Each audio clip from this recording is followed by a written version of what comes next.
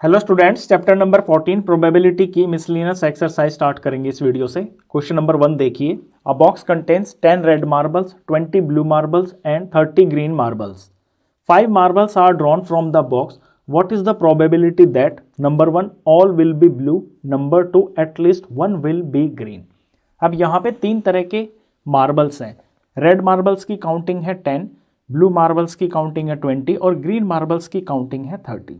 Total marbles से यहाँ पे 60 हो जाते हैं, तो बॉक्स के अंदर टोटल 60 मार्बल्स हैं।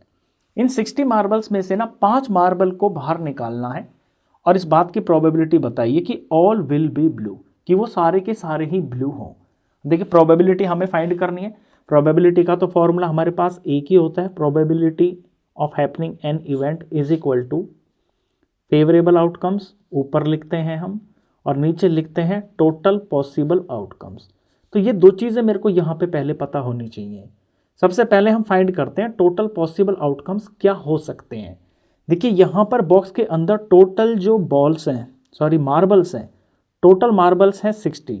इन 60 मार्बल्स में से मुझे 5 मार्बल चूज करने हैं। अब वो जो 5 है, जब हम एक से ज़्यादा कोई चीज़ सेलेक्ट करते हैं तो बनता है वहाँ पे कॉम्बिनेशन, यानी 60C5। तो ये जो 60 मार्बल्स हैं, इनमें से जब 5 मार्बलों को चूज़ किया जाएगा या फिर इसमें से ड्रॉ किया जाएगा, तो वो जो बहुत सारे कॉम्बिनेशंस होंगे ना, वो कितने कॉम्बिनेशन बन सकते हैं, वही होगा हमारा टोटल पॉसिबल आउटकम्स। ये जो कॉम्बिनेशंस है ये अलग अलग तरह के हो सकते हैं ना। ये जो 5 मार्बल हैं ये रैंडमली कुछ भी हो सकते हैं। एक रेड हो सकता है, 2 ब्लू हो सकते हैं, 3 ग्रीन हो सकते हैं, या फिर 4 ग्रीन हो सकते हैं, 1 ब्लू हो सकता है। कुछ भी कॉम्बिनेशन बन सकता है 5 मार्बल्स का। तो ये जो टोटल नंबर ऑफ कॉम्बिनेशंस होंगे, ये तो होंगे हमारे टोटल पॉसिबल आउटकम्स। पहले मैं यही लिख लेता हूँ। तो यहाँ से हम यहाँ सॉल्यूशन करेंगे। सबसे पहले हम इसमें पॉसिबल आउटकम्स लिखते हैं, पॉसिबल आउटकम्स। और ये मैं अभी फर्स्ट पार्ट के लिए ही कर रहा हूँ, क्वेश्चन को ऑल विल बी ब्लू के लिए, ये फर्स्ट पार्ट के लिए। पॉसिबल आउटकम्स यहाँ हो जाएंगे 60C5, क्योंकि हम 60 मार्बल में से 5 मार्बल ड्रॉ कर रहे हैं। इसके बाद हमें चाहिए होता है फेवरेबल आउटकम। अब फेवरेबल आउटकम को भी समझना। यहाँ हमारा जो इवेंट है ऑल विल बी ब्लू, कि वो जो 5 की 5 मार्बल्स हैं, वो जो 5 के 5 मार्बल्स हैं ना, वो सारे ब्लू आ जाएं। तो वो जो 5 मार्बल है ब्लू तभी तो आएंगे ना, तब वो ब्लू में से निकल के आएंगे। यहाँ ब्लू कितने हैं 20, यानी 20 ब्लू मार्बल्स हैं। अगर इन 20 में से ही ये 5 मार्बल्स बाहर निकल के आएंगे तो यही तो होंगे हमारे फेवरेबल नंबर ऑफ आउटकम्स। तो यहाँ फेवरेबल आउटकम्स की गिनती हो जाएगी 20C5। Favourable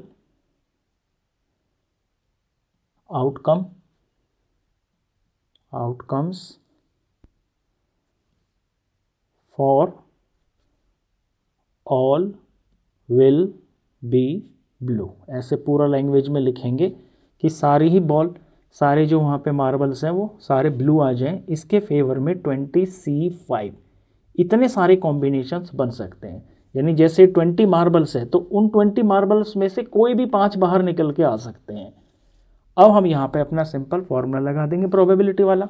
therefore probability all marbles will be blue, ऊपर नंबर ऑफ फेवरेबल आउटकम्स जो कि 20C5 होगा, 20C5 अपॉन में टोटल नंबर ऑफ आउटकम्स जो पॉसिबल आउटकम्स हैं ये है 60 कॉम्बिनेशन 5। अब बुक में आंसर यहीं पे छोड़ रखा है एनसीईआरटी में, लेकिन ये फर्स्ट पार्ट है, क्वेश्चन कर रहे हैं, पहला स्टार्ट कर रहे हैं, तो मैं इसको आपको पूरा सॉल्व करके दिखाऊंगा। आपको याद भी आ जाएगा जब आपने कॉम्बिनेशंस किए थे। फॉर्मूला होता है NCR, n फैक्टोरियल होता है, फिर r फैक्टोरियल और ब्रैकेट में n - r फैक्टोरियल। याद आ गया होगा आपको। तो इसको भी हम यहाँ सॉल्व कर लेते हैं साइड में। ऊपर में है 20C5 यानी 20 फैक्टोरियल, और नीचे में फिर r की जगह पे ये 5 फैक्टोरियल हो गया, और ब्रैकेट के अंदर 20 - 5 फैक्टोरियल हो गया। अपॉन में 60C5 है, तो अपॉन की जगह पे मैं यहाँ डिवाइड लिख लेता हूँ, मुझे ऐसा करना थोड़ा आसान लगता है, तो मैंने डिवाइड में कर लिया इसको। यहाँ 60 फैक्टोरियल हो जाएगा, नीचे में 5 फैक्टोरियल हो जाएगा, और ब्रैकेट के अंदर 60 - 5 फैक्टोरियल हो जाएगा। अब नेक्स्ट स्टेप के अंदर थोड़ा इसे सिंप्लीफाई करते हैं हम। यहाँ पर है 20 फैक्टोरियल, पहले मैं इनको सिंप्लीफाई ही कर लेता हूँ, ब्रैकेट्स को बाद में हम इन्हें ठीक कर लेंगे। ये 20 फैक्टोरियल हो गया और यहाँ पर हो गया है 5 फैक्टोरियल और इसके आगे हो जाएगा यहाँ पर ये 15 फैक्टोरियल। इस डिवाइड का मैं यहाँ मल्टीप्लाई कर लेता हूँ, फ्रैक्शन का रूल लगा देते हैं, डिवीजन ऑफ फ्रैक्शन के अंदर डिवाइड का मल्टीप्लाई बन जाता है और ये जो नीचे वाली चीज़ है ऊपर आ जाएगी और ऊपर की नीचे आ जाएगी। तो नीचे वाली को ऊपर ले जाते हैं तो ये हो गया 5 फैक्टोरियल। इसको सॉल्व कर लेते हैं, 60 - 5 हो जाता है 55, 55 फैक्टोरियल हो गया और अपॉन में नीचे आ जाएगा ये 60 फैक्टोरियल। इसके आगे फिर हमको इसको सिंप्लीफाई करना होगा। अब सिंप्लीफाई करते हैं, नीचे ध्यान देना सिंप्लीफिकेशन पे आप। ऊपर देखिए 20 फैक्टोरियल है और नीचे 15 फैक्टोरियल है, तो 20 फैक्टोरियल को मैं 15 फैक्टोरियल तक खोल लूँगा तो वहाँ 15 फैक्टोरियल से कट जाएगा। तो ये 20 इंटू में 19 इंटू में ये 18 हो गया, इंटू में 17 हो गया, इंटू में 16 हो गया और इंटू में मैंने यहाँ 15 फैक्टोरियल पर ले जाकर इसको छोड़ दिया। अपॉन में यहाँ 5 फैक्टोरियल है तो 5 फैक्टोरियल को हम यहाँ पर एज इट इज़ रख लेते हैं। या ऊपर देखिए ना, यहाँ 5 फैक्टोरियल से कट रहा है, इसलिए इसका यहाँ पे काम ख़त्म हो गया। नीचे 15 फैक्टोरियल है, इस 15 फैक्टोरियल को हम यहाँ पर लिख लेते हैं, 15 फैक्टोरियल आ गया। अब 15 फैक्टोरियल से यहाँ 15 फैक्टोरियल भी कट गया। आगे देखिए इनटू में, यहाँ 55 फैक्टोरियल है, यहाँ 60 फैक्टोरियल है, तो इस 60 फैक्टोरियल को मैं 55 फैक्टोरियल तक ले जाता हूँ। तो ऊपर तो हम छोड़ देंगे 55 फैक्टोरियल ही और नीचे 60 फैक्टोरियल को खोल लेते हैं। 60 इंटू में ये 59 हो गया, फिर यहाँ पर ये 58 हो गया, फिर ये 57 हो गया और इसके बाद आ जाएगा 56 और इसके बाद आ जाएगा यहाँ पे 55 फैक्टोरियल। 55 फैक्टोरियल से मैंने 55 फैक्टोरियल को भी ख़त्म कर दिया। अब जो बचा है इनमें भी आपको सिंप्लीफिकेशन करनी होगी, कुछ कट रहे होंगे नंबर्स इनमें, तो हम स्टार्टिंग से शुरू करते हैं। 20 है यहाँ पे, देखिए 20 और 60 ऊपर नीचे कट रहे हैं, तो 21 जार 20 हो गया और 23 जार यहाँ पर ये 60 हो गया। अब इस 3 को भी मैं कोशिश करता हूँ कि ख़त्म कर देता हूँ, तो 3 को मैं काट सकता हूँ यहाँ पर 18 से। 3 1 जार 3 हो गया और यहाँ हो गया है ये 3 6 जार 18। इसके बाद आगे बढ़ते हैं, यहाँ पर 19 और ये जो 57 है ये कट जाएगा। 19 1 जार 19, 19 3 जार होता है 57, तो 19 1 जार और 19 3 जार ये हो गया 57। अब इस 6 को मैं काट देता हूँ इस 3 से, 3 1 जार 3 हो गया और यहाँ ये 3 2 जार 6 हो गया। अब ऊपर में यहाँ पे 2 है, 17 है, 16 है, तो 17 से तो यहाँ पर कुछ कट नहीं रहा है। 2 और 16 से हम काट सकते हैं।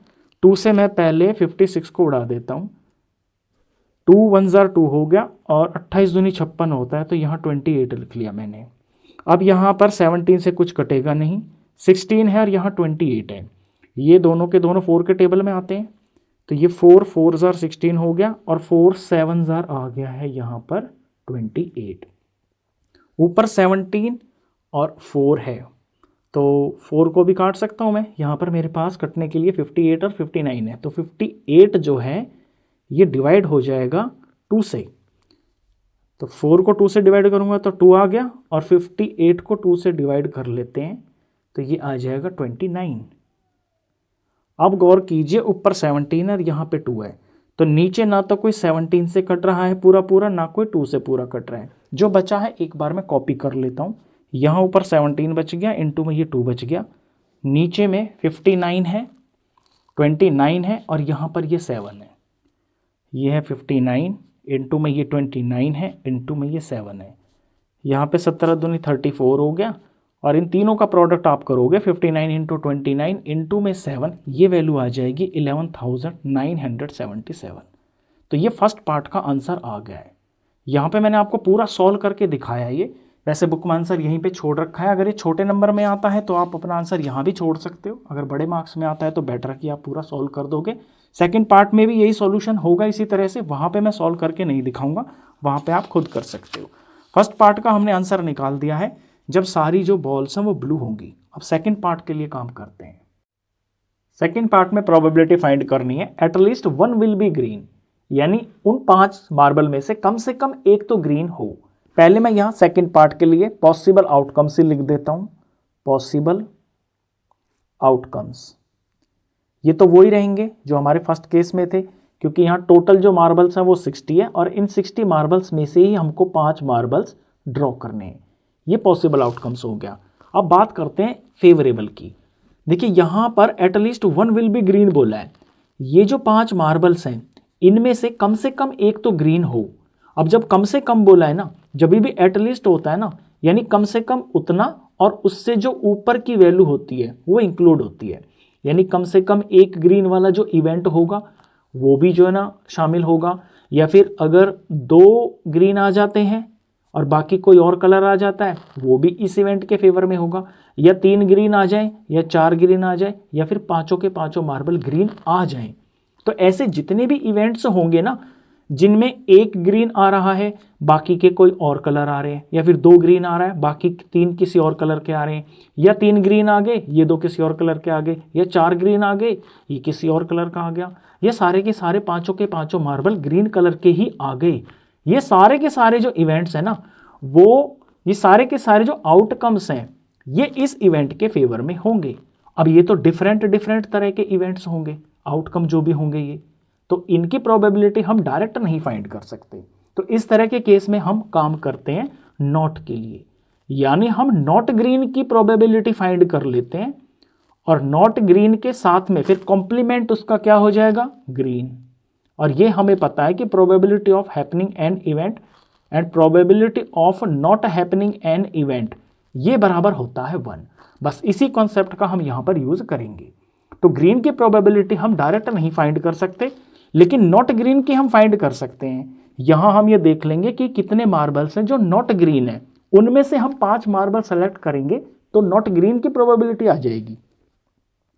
तो मैं यहां लिखता हूं नॉट ग्रीन मार्बल्स। वो कितने हैं वो यहां पर देख लीजिए, जो मैंने शुरू में लिखे हुए हैं इस टेबल में। रेड मार्बल्स 10 है, ब्लू मार्बल्स 20 हैं और जो ग्रीन मार्बल्स हैं वो 30 हैं और टोटल मार्बल्स यहां पर 60 हैं। तो जो नॉट ग्रीन है इसके अंदर वो कितने हैं, 10 और ये 20, यानी कि 10 रेड वाले और 20 ब्लू वाले, यानी 30 मार्बल्स जो है ये नॉट ग्रीन है। अब मैं निकालता हूं probability of not green, probability of not green. तो देखिए नीचे तो वही आएगा आपका पॉसिबल आउटकम्स, जो total number of possible outcomes है 60C5 आ गया। अब जो 5 मार्बल निकाले जा रहे हैं वो ग्रीन कलर के ना हो, ग्रीन कलर के ना हो यानी कि वो नॉट ग्रीन, यानी इन दोनों में से ही कोई वो कलर हो सकता है। यानी ये जो 30 मार्बल्स हैं इनमें से ही वो 5 निकल कर आएंगे, यानी 30 में से 5 निकल के आएंगे तो 30C5 हो जाएगा। तो ये प्रोबेबिलिटी हो गई है नॉट ग्रीन आने की। अब हम अपना ये जो यूनिटी वाला फॉर्मूला है प्रोबेबिलिटी ऑफ ए प्लस में probability of not A is equal to 1, ये जो फॉर्मूला है इसका हम यहाँ पर यूज कर लेंगे। पहले मैं फॉर्मूला लिख देता हूँ, प्रोबेबिलिटी ऑफ ग्रीन ये इवेंट हो गया, प्लस में प्रोबेबिलिटी ऑफ नॉट ग्रीन, ये एक दूसरे के कॉम्प्लीमेंट हो गए, इन दोनों का सम होगा 1। अब यहाँ मुझे फाइंड करनी है प्रोबेबिलिटी ऑफ ग्रीन, तो प्रोबेबिलिटी ऑफ ग्रीन मार्बल ये बराबर हो जाएगा 1 माइनस ये नॉट ग्रीन इधर चला जाएगा, probability of not green 1 minus probability of not green हमने ऊपर फाइंड कर लिया है, ये है 30C5 अपॉन में 60C5। आप चाहे तो इसको सॉल्व कर सकते हो, सॉल्व करने में इसमें थोड़ा टाइम लगेगा, हम आंसर को अपने को यहां पर भी छोड़ सकते हैं। ये हो गया इसके सेकंड पार्ट का आंसर। क्वेश्चन नंबर 2 देखिए, 4 cards are drawn from a well shuffled deck of 52 cards. एक वेल शफल्ड 52 कार्ड्स की गड्डी में से 4 कार्ड्स को ड्रॉ किया गया। What is the probability of obtaining 3 diamonds and 1 spade. इस बात की क्या प्रोबेबिलिटी होगी कि वो जो 4 पत्ते होंगे उनमें से 3 तो डायमंड के पत्ते होंगे और 1 स्पेड होगा। अब देखिए यहां पर टोटल जो पत्ते होते हैं एक कार्ड की गड्डी में वो 52 होते हैं, यहां पर सारे पत्ते इंक्लूड किए गए हैं। इनमें से 4 पत्तों को ड्रॉ किया जा रहा है। अब ये 4 पत्ते 3 डायमंड निकल आ जाएं और एक एस फॉर स्पेड निकल आ जाए, इसकी आपको प्रोबेबिलिटी बतानी है। अब यहाँ पर क्योंकि एक से ज़्यादा पत्ते को ड्रॉ किया जा रहा है तो यहाँ बनेगा कॉम्बिनेशन। सबसे पहले हम लिखेंगे total possible outcomes. Total possible outcomes हो जाएंगे इसके अंदर, क्योंकि 52 तो टोटल कार्ड्स हैं जिनमें से ड्रॉ किया जा रहा है, तो 4 पत्ते जो निकल के आएंगे उनके कितने पॉसिबल मतलब कितने पॉसिबल कॉम्बिनेशंस हो सकते हैं, यानी वो जो 4 पत्ते होंगे वो अलग अलग वैरायटी के क्या क्या पत्ते हो सकते हैं, वो होगा हमारा टोटल पॉसिबल आउटकम, और ये होगा 52C4। पहले हम ये लिख लेते हैं, टोटल पॉसिबल आउटकम्स, ये हो जाएगा 52 कॉम्बिनेशन 4। मैं ब्रैकेट में लिख भी देता हूं कि ऐसा क्यों है, क्योंकि 4 cards are drawn from 52 cards, from 52 cards. तो ये तो हो गया है हमारा टोटल पॉसिबल आउटकम। अब बात करते हैं फेवरेबल आउटकम की, तो यहां हम निकालेंगे फेवरेबल आउटकम्स। फेवरेबल आउटकम्स क्या हो जाएंगे, अब आपको ये समझना है कि यहां पर जो आप ड्रॉ कर रहे हो 4 पत्ते, वो आपको क्या चाहिए, जिसकी प्रोबेबिलिटी आपको निकालनी है। आपको चाहिए 3 डायमंड्स और एक स्पेड का पत्ता आ जाए उन 4 पत्तों में। तो देखिए डायमंड के जो टोटल पत्ते होते हैं किसी पूरी गड्डी के अंदर, वो होते हैं 13। 4 तरह के पत्ते होते हैं, सभी यहाँ पर 13 13 13 13 होते हैं, जिनमें से 13 पत्ते जो है ना डी फॉर डायमंड के होंगे। अब इन 13 पत्तों में से डायमंड के तो 3 पत्ते निकलेंगे, अगर आपकी जो रिक्वायरमेंट है वहाँ पर ये जो 13 पत्ते डायमंड के हैं इनमें से ही तो 3 पत्ते डायमंड के आपको चाहिए। तो यानी ये कितने सारे कॉम्बिनेशन हो सकते हैं, ये जो 13 पत्ते हैं ये अलग अलग तरह के पत्ते होते हैं। एस होता है 1, एस होता है 2 होता है 3 होता है 10 तक होते हैं, फिर 11 होता है 12 होता है, यानी कि जे होता है, क्वीन होती है और किंग होता है। उन 13 पत्तों में से कोई भी 3 पत्ते निकल के आ सकते हैं। तो इतने सारे कॉम्बिनेशन बन सकते हैं 3 पत्तों के। एक स्पेड भी चाहिए, अब जो स्पेड होते हैं वो भी 13 पत्ते होते हैं, तो यहाँ 13 पत्ते में से आपको एक स्पेड निकालना है। तो स्पेड की क्या कॉम्बिनेशन हो सकती है, कोई भी स्पेड निकल सकता है, उसमें जो 13 पत्ते हैं उनमें से कोई भी एक पत्ता स्पेड का आ सकता है। तो 13C3 और प्लस में 13C1, ये हो जाएगा हमारा फेवरेबल आउटकम्स। तो यहाँ फेवरेबल आउटकम्स की जो काउंटिंग हो जाएगी ये हो जाएगा 13C3 प्लस में 13C1। बस अब अपना प्रोबेबिलिटी का हम फॉर्मूला लगा देंगे। तो required probability, therefore required probability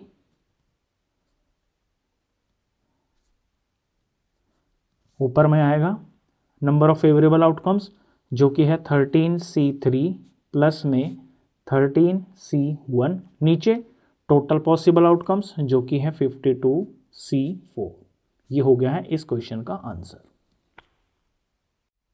question number 3 देखिए, a die has 2 faces each with number 1, 3 faces each with number 2 and 1 face with number 3। If die is rolled once determine probability of 2, probability of 1 और 3, probability of not 3। यहाँ पर एक dies है, ये जो die है ये फेयर डाई नहीं है। आपको पता है कि डाई के टोटल 6 फेसेस होते हैं, लेकिन यहाँ पर क्योंकि ये फेयर डाई नहीं है तो इसके ऊपर नंबर 1 से लेकर 6 तक नहीं लिखे हुए हैं। किस तरह से लिखे हुए हैं वो यहाँ पर मेंशन है। 2 faces each with number 1, die के 2 फेसेस के ऊपर तो 1 लिखा हुआ है। उसके बाद 3 फेसेस विद ईच नंबर 2, इसके 3 फेसेस पर 2 लिखा हुआ है, तो ये 3 फेस इसके 2 से नंबर से फिल है। एंड 1 फेस विद नंबर 3, और एक फेस के ऊपर 3 लिखा हुआ है। तो इस तरह की ये कोई डाई है। अगर अब इस डाई को रोल किया जाए तो आपको प्रोबेबिलिटी पहले फाइंड करनी है गेटिंग 2। तो फर्स्ट पार्ट में प्रोबेबिलिटी ऑफ गेटिंग 2 क्या आ जाएगा, आपको सिंपल ये देखना है कि टोटल नंबर ऑफ आउटकम्स यहाँ पर क्या है।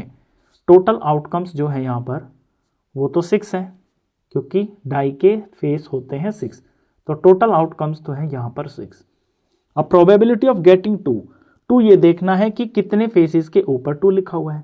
तो 2 के फेवर में यहाँ पर 3 फेस हैं, 3 फेस पर 2 लिखा हुआ है, तो प्रोबेबिलिटी का हम फॉर्मूला लगाएंगे फेवरेबल नंबर ऑफ आउटकम्स जो कि यहाँ पर 3 हैं, और टोटल आउटकम्स यहाँ पर 6 हैं। तो 3/6 यानी कि 1/2 इसका आंसर आ जाता है। बिल्कुल सिंपल सा 10th क्लास का क्वेश्चन दे दिया है आपको। सेकेंड पार्ट में प्रोबेबिलिटी पूछी है 1 और 3, या तो 1 आ जाए या फिर 3 आ जाए। तो प्रोबेबिलिटी ऑफ 1 और 3, तो नीचे तो 6 ही आएगा, टोटल पॉसिबल आउटकम्स तो 6 ही हैं। अब आपको देखना है कि इन 6 फेसेस में से 1 और 3 कितने फेसेस पे लिखा हुआ है। तो यहाँ 2 फेसेस पे तो 1 लिखा हुआ है और एक फेस पर 3 लिखा हुआ है, यानी इस आउटकम के फेवर में यहाँ पर जो है 3 चीज़ें हैं।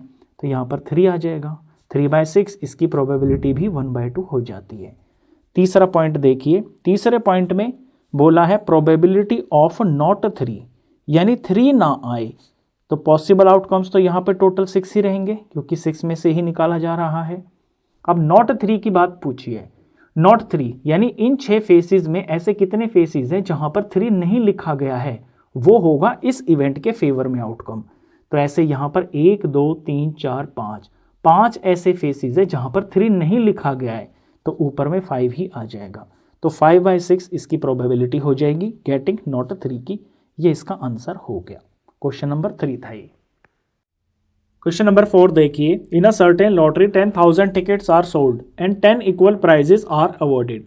कोई लॉटरी का प्रोग्राम है, उसके अंदर जो है ना 10,000 टिकटें बेची गई हैं। उन 10,000 टिकटों में 10 इक्वल प्राइजेस आर अवॉर्डेड, यानी 10 टिकट ऐसे थे जिन पर इक्वल प्राइजेस थे और वो प्राइजेस दे दिए गए।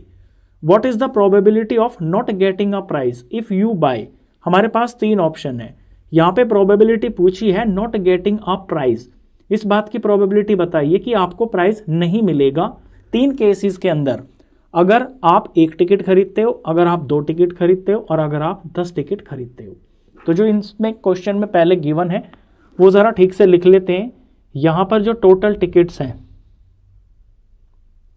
इनकी काउंटिंग है 10,000 और इन 10,000 टिकट में प्राइस मिल रहा है 10 टिकटों के ऊपर। तो अगर हम यहां से ये निकालें कि कितने ऐसे टिकट्स हैं जिन पर प्राइस नहीं मिल रहा है, यानी कि नो प्राइस, तो ऐसे टिकट हो जाएंगे 10,000 में से 10 हम माइनस कर देंगे, यहां 0 आ जाएगा। 10 में से 9 गया तो 9 और आगे भी फिर ये 3 बार 9 आ जाएगा, यानी 9,990 ऐसे टिकट्स थे जिन पर कोई प्राइस था ही नहीं। ये फिगर हमने क्यों निकाली है? क्योंकि हमसे यहाँ पे नॉट गेटिंग अ प्राइस की बात पूछी है, प्रोबेबिलिटी नॉट की पूछी है ना, तो हमें पता होना चाहिए ऐसे कितने टिकट थे जिन पर कोई प्राइस था ही नहीं। अब 3 अलग अलग केसेस हैं। पहले केस के अंदर मान लीजिए मैं ही हूँ आदमी जो टिकट खरीद रहा हूँ। 10,000 टिकट लॉटरी के बेचे गए हैं और उनमें से मैंने 1 टिकट खरीदा है। तो case 1 when I by a ticket, यानी 1 टिकट मैंने खरीदा। तो प्रोबेबिलिटी के लिए हमें 2 चीज़ों की ज़रूरत पड़ती है। ऊपर में लिखा जाता है फेवरेबल आउटकम्स का नंबर और नीचे लिखा जाता है टोटल आउटकम्स। पहले मैं टोटल आउटकम बताता हूँ इस केस के अंदर कितने हो जाएंगे। देखिए मैंने टिकट खरीदा है 1 और टोटल जो टिकट्स थे लॉटरी के अंदर वो कितने थे 10,000। तो 10,000 में से ही तो मैं जो टिकट खरीद रहा हूँ वो इस 10,000 में से ही खरीद रहा हूँ ना। प्राइस आएगा या नहीं आएगा वो तो इसमें से ही आएगा ना। तो टोटल पॉसिबल जो आउटकम्स हैं वो यहाँ पर हो जाएंगे 10,000। अब बात करते हैं फेवरेबल आउटकम की। यहाँ पे जो प्रोबेबिलिटी मुझको फाइंड करनी है वो नॉट गेटिंग अ प्राइस की फाइंड करनी है। यानी अगर ये 9,990 जो टिकट्स है जिन पे कोई प्राइस नहीं है, अगर इनमें से मैं कोई टिकट लेता हूँ, यानी जो मैंने 1 टिकट खरीदा है, अगर वो टिकट इनमें से निकल के आ जाता है तो वो जो प्रोबेबिलिटी बनेगी वो होगी नॉट गेटिंग की। यानी फेवरेबल आउटकम्स जो है ना मेरे 9,990 है। मैं लिखूंगा number of favourable outcomes for getting 1 unawarded ticket, यानी अनअवॉर्डेड टिकट, ऐसा टिकट मेरे को मिल जाए जिसके ऊपर कोई प्राइस है ही नहीं। तो ये है 9,990 और मेरे को दोनों चीज़ें मिल गई हैं। मुझे टोटल आउटकम्स का नंबर भी मिल गया है, मुझे यहाँ पर इस इवेंट के फेवरेबल जो नंबर्स हैं वो भी मिल गए हैं। तो प्रोबेबिलिटी में लिख दूंगा therefore probability not getting a price is equal to, नीचे लिखेंगे टोटल पॉसिबल आउटकम्स 10,000 और नॉट गेटिंग अ प्राइस 9,990। 0 से यहाँ 0 कट जाएगा, ये वैल्यू आ जाएगी 999 अपॉन में 1000। तो ये पहला केस था जब मैंने एक टिकट खरीदा। जब हम एक टिकट खरीदते हैं या कोई भी एक चीज़ को सेलेक्ट किया जाता है तो वहाँ बिल्कुल आसान हो जाता है क्वेश्चन। लेकिन अब ये जो सेकंड और थर्ड पार्ट है ना, इनमें आपको कॉम्बिनेशन की ज़रूरत पड़ेगी। अब हम सेकंड पार्ट देखते हैं। केस भी है हमारे पास, व्हेन आई बाय 2 टिकट्स। अगर मैं 2 टिकट खरीदता हूँ तो क्या होता है। देखिए, सबसे पहले टोटल पॉसिबल आउटकम की अगर हम बात कर लें तो यहाँ पर मैं अब एक नहीं, मैं एक से ज़्यादा खरीद रहा हूँ। तो इस केस के अंदर कॉम्बिनेशन काम करेगा। ये जो टोटल 10,000 टिकट्स हैं, इनमें से मेरे को 2 टिकट खरीदने हैं, तो 10,000 कॉम्बिनेशन 2। क्योंकि वो जो 2 टिकट है ना, वो कोई भी टिकट हो सकते हैं ना, मतलब 10,000 में से कोई भी 2 टिकट हो सकते हैं। तो 2-2 टिकट के ऐसे कितने कॉम्बिनेशंस बन सकते हैं, वही सारे हो जाएंगे यहाँ पर टोटल पॉसिबल आउटकम्स। अब number of favourable outcomes for getting 2 unawarded tickets. Unawarded किस लिए, क्योंकि प्रोबेबिलिटी मेरे को नॉट गेटिंग अ प्राइज की फाइंड करनी है। अब इस पर ध्यान दीजिए, यहाँ 2 अनअवॉर्डेड टिकट्स आ जाएं तो वो कहाँ से आएंगे, वो वहीं से तो आएंगे ना, उस नंबर में से ही आएंगे ना जिन नंबरों के ऊपर अवार्ड है ही नहीं। यानी उन टिकट में से निकल कर आएंगे ये जिन पर कोई प्राइज नहीं है। इनमें से मेरे को 2 टिकट्स अगर मिलेंगे, वही सारे जो आउटकम्स होंगे वो इस इवेंट के फेवर में होंगे। यानी 9990 कॉम्बिनेशन 2। एक बार फिर से बता देता हूं, टोटल पॉसिबल आउटकम के लिए तो आपको पूरे जो 10,000 हैं, इनमें से 2 टिकट्स फाइंड करने होंगे। तो उसके जो टोटल नंबर ऑफ कॉम्बिनेशंस होंगे वो होगा यहाँ पॉसिबल आउटकम। और जो आपका ये इवेंट है, इसके फेवर में होने के लिए यहाँ पर ये जो अनअवॉर्डेड टिकट्स हैं, इनमें से 2 टिकट निकल कर आने चाहिए। तो इनमें से कोई भी 2 टिकट आ सकते हैं, तो बहुत सारे कॉम्बिनेशंस बन सकते हैं 2-2 टिकट के। तो ये जो चीज़ है 9990 कॉम्बिनेशन 2, ये होगा इस केस में फेवरेबल आउटकम। अब यहाँ पर हम प्रोबेबिलिटी लिख देते हैं simply, probability not getting a prize. तो इस केस के अंदर इस इवेंट के फेवर में नंबर है 9990 कॉम्बिनेशन 2, और जो टोटल नंबर ऑफ आउटकम्स है ये है 10,000 कॉम्बिनेशन 2। ये इसका आंसर हो गया है। अब बिल्कुल इसी के सिमिलर ये सी पार्ट भी है। अब case C, when I buy 10 tickets. अगर मैं 10 टिकट खरीद रहा हूँ, सबसे पहले टोटल पॉसिबल आउटकम की बात करें तो इन 10,000 में से ही तो 10 टिकट निकल के आएंगे। यानी कि 10,000 कॉम्बिनेशन 10। 10-10 के बहुत सारे कॉम्बिनेशन बन सकते हैं इन 10,000 टिकट में से। तो जो कॉम्बिनेशंस बनेंगे वो सारे के सारे टोटल पॉसिबल आउटकम्स हो जाएंगे। अब बात करते हैं number of favourable outcomes for getting 10 unawarded tickets. यानी 10 अनअवॉर्डेड टिकट्स कितने आ सकते हैं। अब ये जो अनअवॉर्डेड टिकट्स हैं, ये अनअवॉर्डेड टिकट्स में से ही तो मेरे को निकालने होंगे, जिनकी गिनती यहाँ 9,990 है। यानी इनमें से ही 10 निकालने होंगे। तो इसकी काउंटिंग हो जाएगी 9990 कॉम्बिनेशन 10। 10-10 के बहुत कॉम्बिनेशंस बन सकते हैं इन टिकट में से। हमें किसके चाहिए, हमें अनअवॉर्डेड चाहिए। तो ये अनअवॉर्डेड नंबर में से ही हमको 10 निकालने हैं, इसलिए इसका ये कॉम्बिनेशन बना है। अब यहाँ टोटल पॉसिबल आउटकम पता चल गया, फेवरेबल आउटकम पता चल गया इस इवेंट के लिए। Therefore probability not getting a prize is equal to, ऊपर में नंबर ऑफ फेवरेबल आउटकम्स जो कि 9990 कॉम्बिनेशन 10 है, अपॉन में टोटल नंबर ऑफ कॉम्बिनेशन जो कि 10,000 कॉम्बिनेशन 10 है। तो यहाँ फर्स्ट और सेकंड और थर्ड पार्ट में आप ये चीज़ सीख गए हो कि अगर आप एक चीज़ सेलेक्ट कर रहे हो तो वहाँ तो कॉम्बिनेशन नहीं लगता है, वहाँ तो बिल्कुल सिंपल जैसे आपने 10th क्लास में प्रोबेबिलिटी जो पढ़ी है, बस वहाँ पे फेवरेबल आउटकम और टोटल आउटकम ऊपर नीचे लग जाता है। लेकिन जब आप एक से ज़्यादा चीज़ें सेलेक्ट करते हो ना, तो वहाँ पे कॉम्बिनेशन लगता ही लगता है। और किस तरह से लगता है, जो टोटल चीज़ें होती हैं, पहले तो जो टोटल पॉसिबल आउटकम आएंगे वो तो निकल के आएंगे उन्हीं में से जो टोटल आइटम आपको दे रखी है। जैसे इस केस के अंदर टोटल टिकट 10,000 थे, 10,000 में से अगर आपको 2 टिकट चूज़ करने हैं या आपने निकाले हैं तो 10,000 कॉम्बिनेशन 2 हो जाएगा। अगर आप 10 टिकट निकाल रहे हो 10,000 कॉम्बिनेशन 10 हो जाएगा। तो टोटल पॉसिबल आउटकम बिल्कुल सिंपल है। बात करें अगर फेवरेबल आउटकम की, तो आपको अपने इवेंट को समझना होता है कि वो इवेंट क्या है। वो जो इवेंट है उसके फेवर में जो यहाँ नंबर होगा उसी में से वो नंबर्स निकल के आएंगे। अब यहाँ नॉट गेटिंग अ प्राइज़ की बात चल रही थी, तो ऐसे टिकट तो यहाँ 9990 हैं जिन पे कोई प्राइज़ है ही नहीं। तो ये जो टिकट्स निकलेंगे ना इसमें से, जब हम फेवर की बात करेंगे, फेवरेबल आउटकम की, तो वो जो टिकट्स हैं वो इन्हीं में से निकलेंगे, और कितने निकलेंगे, उतने ही निकलेंगे जितनी क्वेश्चन में बात चल रही है। सिंपल सा क्वेश्चन था, आपको समझ में आ गया होगा। तो ये हो गया इसका फाइनल आंसर। क्वेश्चन नंबर 5 देखिए, out of 100 students 2 sections of 40 and 60 are formed. 100 बच्चों में से 2 सेक्शन बनाए गए, एक 40 बच्चों का सेक्शन, एक 60 बच्चों का section. If you and your friend are among the 100 students, what is the probability that. अगर आप और आपका दोस्त इन 100 बच्चों में से ही हैं तो इन बात की क्या प्रोबेबिलिटी होगी।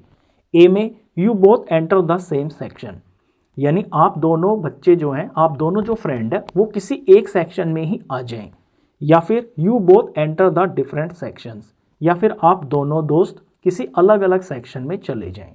तो यहाँ पर हमें इन दो पार्ट की प्रोबेबिलिटी बतानी है। सबसे पहले मैं ये बता देता हूँ कि यहाँ पर ये जो दोनों इवेंट्स है ना, ये एक दूसरे के कॉम्प्लीमेंट्री हैं। आप देख रहे हो बिल्कुल उल्टा, ये यहाँ पर दोनों सेम सेक्शन में चले जाएं और यहाँ दोनों डिफरेंट सेक्शन में चले जाएं, यानी जो ए की प्रोबेबिलिटी होगी और जो बी की प्रोबेबिलिटी होगी ये दोनों कॉम्प्लीमेंट्री होंगे, यानी इनका सम जो है प्रोबेबिलिटी का वो 1 होगा। तो हम क्या है कि जो फर्स्ट पार्ट है यानी कि जो ए पार्ट है इसकी प्रोबेबिलिटी फाइंड कर लेंगे सॉल्यूशन करके, और जो बी पार्ट में प्रोबेबिलिटी है वो हम इस फॉर्मूले से फाइंड कर लेंगे। अब सॉल्यूशन पे आते हैं। सबसे पहले टोटल स्टूडेंट्स देखिए, यहाँ पर 100 है और ये जो 100 स्टूडेंट्स हैं ये दो पार्ट में डिवाइड किए गए हैं। 40 बच्चों का एक सेक्शन बना है और 60 बच्चों का एक सेक्शन बना है।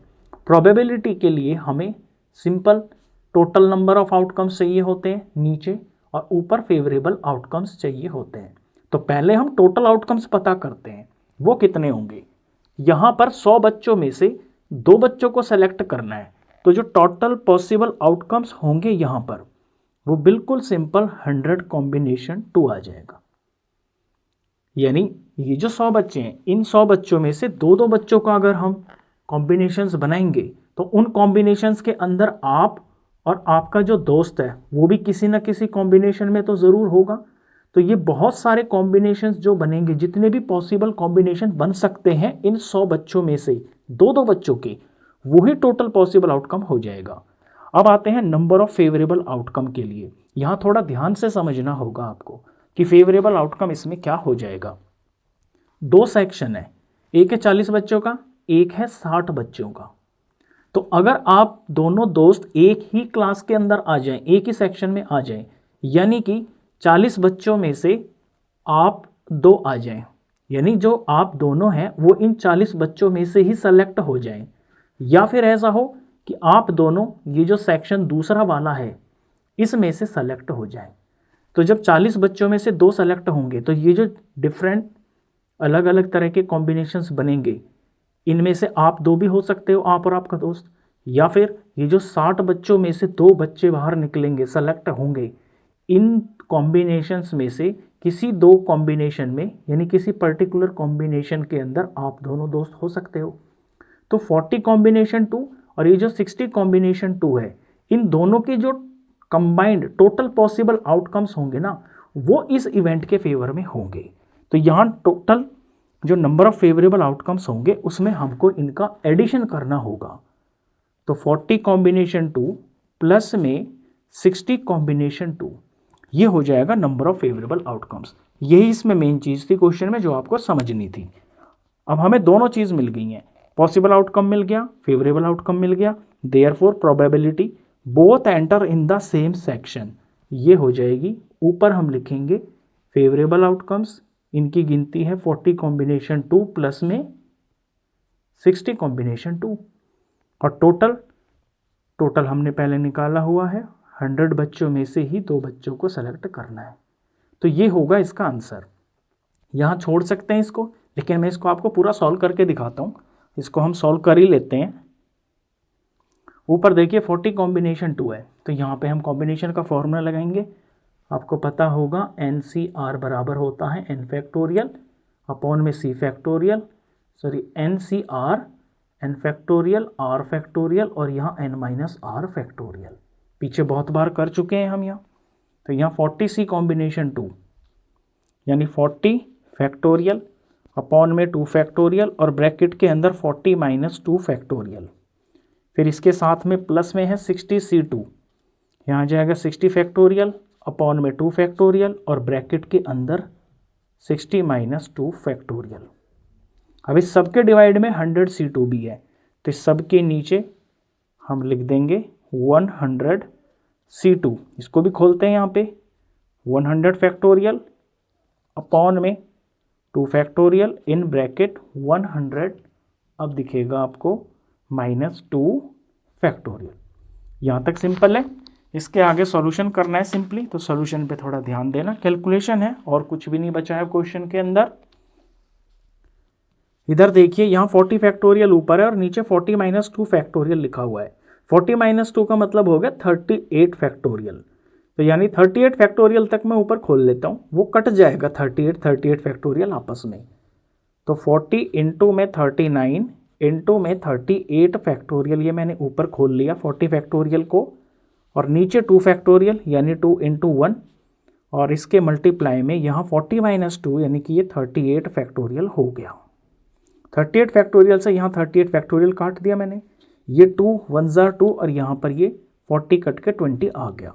आगे बढ़ते हैं, यहाँ पर 60 फैक्टोरियल है, इसके डिवाइड में 60 माइनस 2 फैक्टोरियल लिखा है, यानी ये 58 फैक्टोरियल हो जाएगा।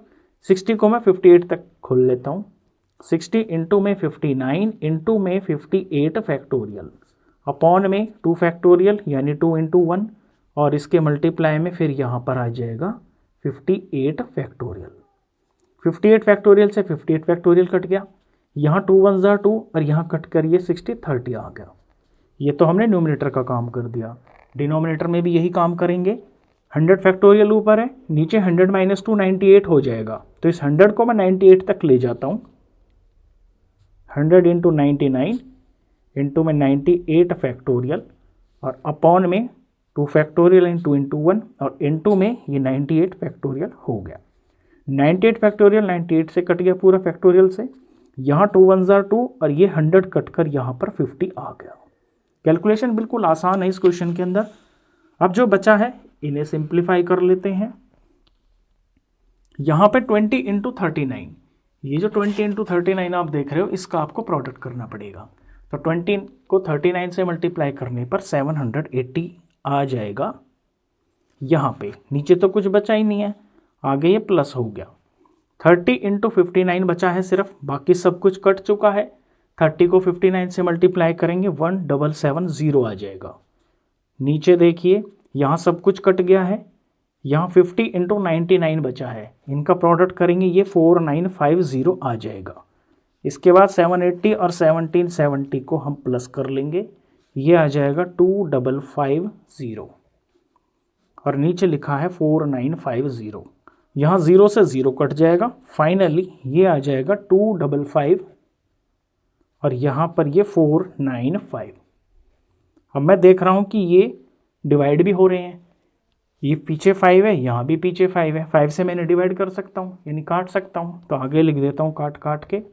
5 से इसे डिवाइड करूँगा तो 51 आ जाएगा, इसे 5 से डिवाइड करने पर 99 आ जाएगा।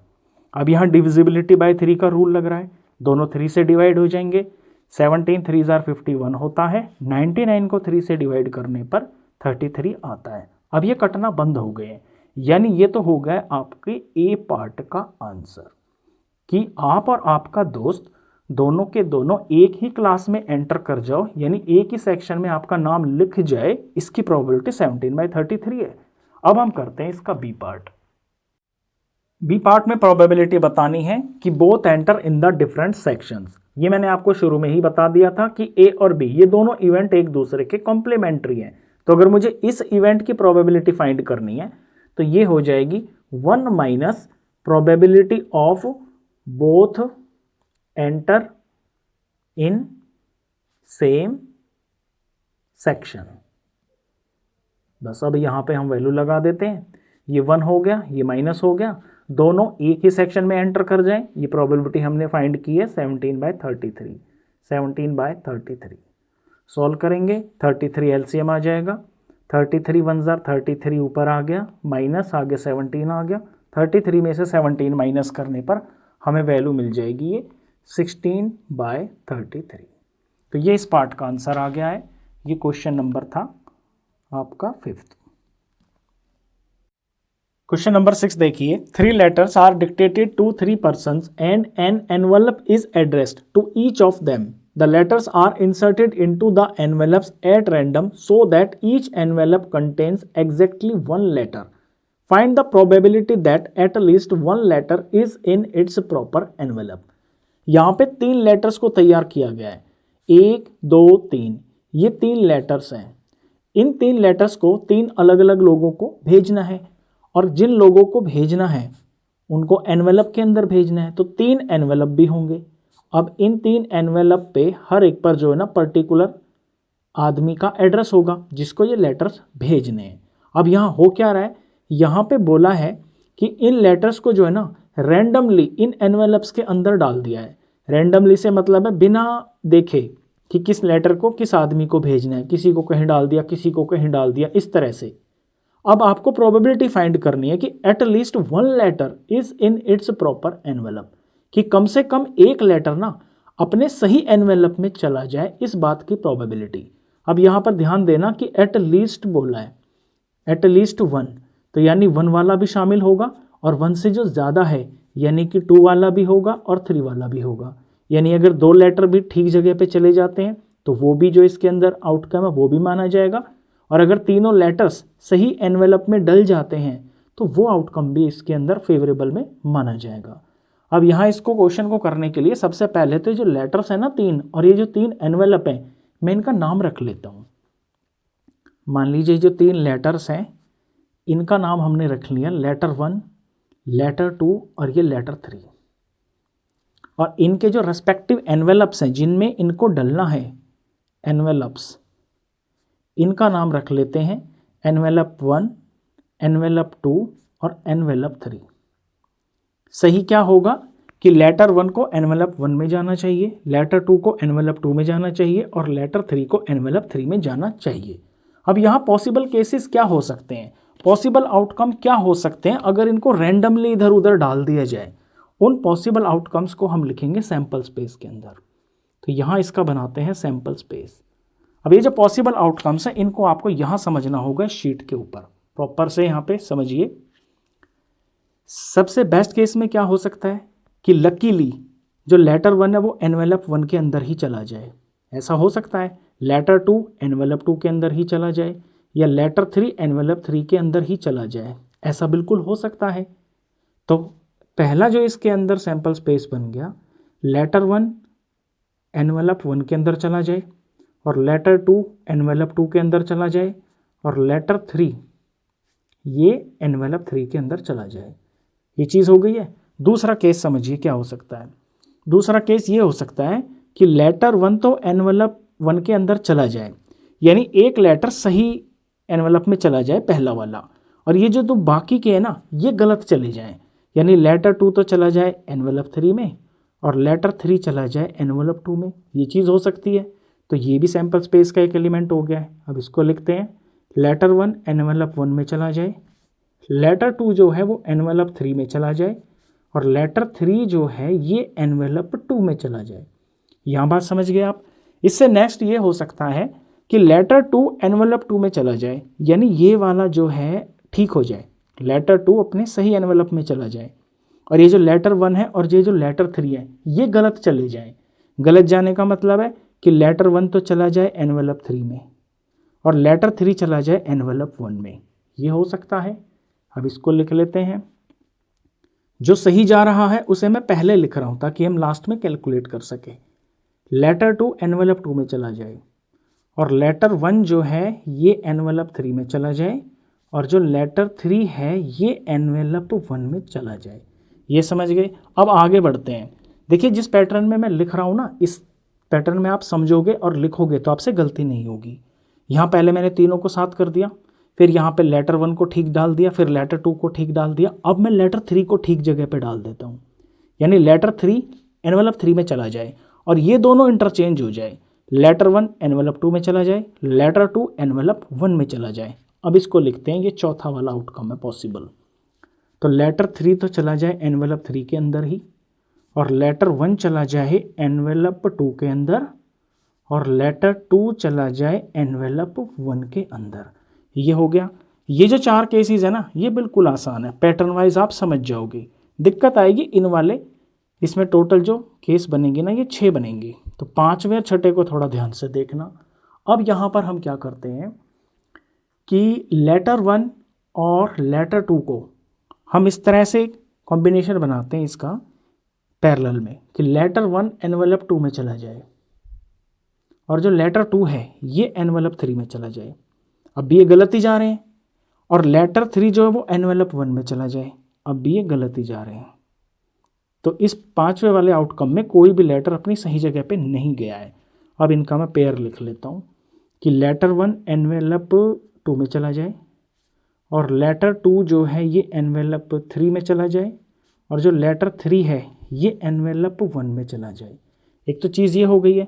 अब यहाँ पे मैं ऐसे बना लेता हूँ कि ये जो लेटर 2 है ये लेटर 2 को मैं एनवेलप 1 में डाल दूँ, लेटर 3 को मैं एनवेलप 2 में डाल दूँ, और लेटर 1 और लेटर 1 एनवेलप 3 में चला जाए।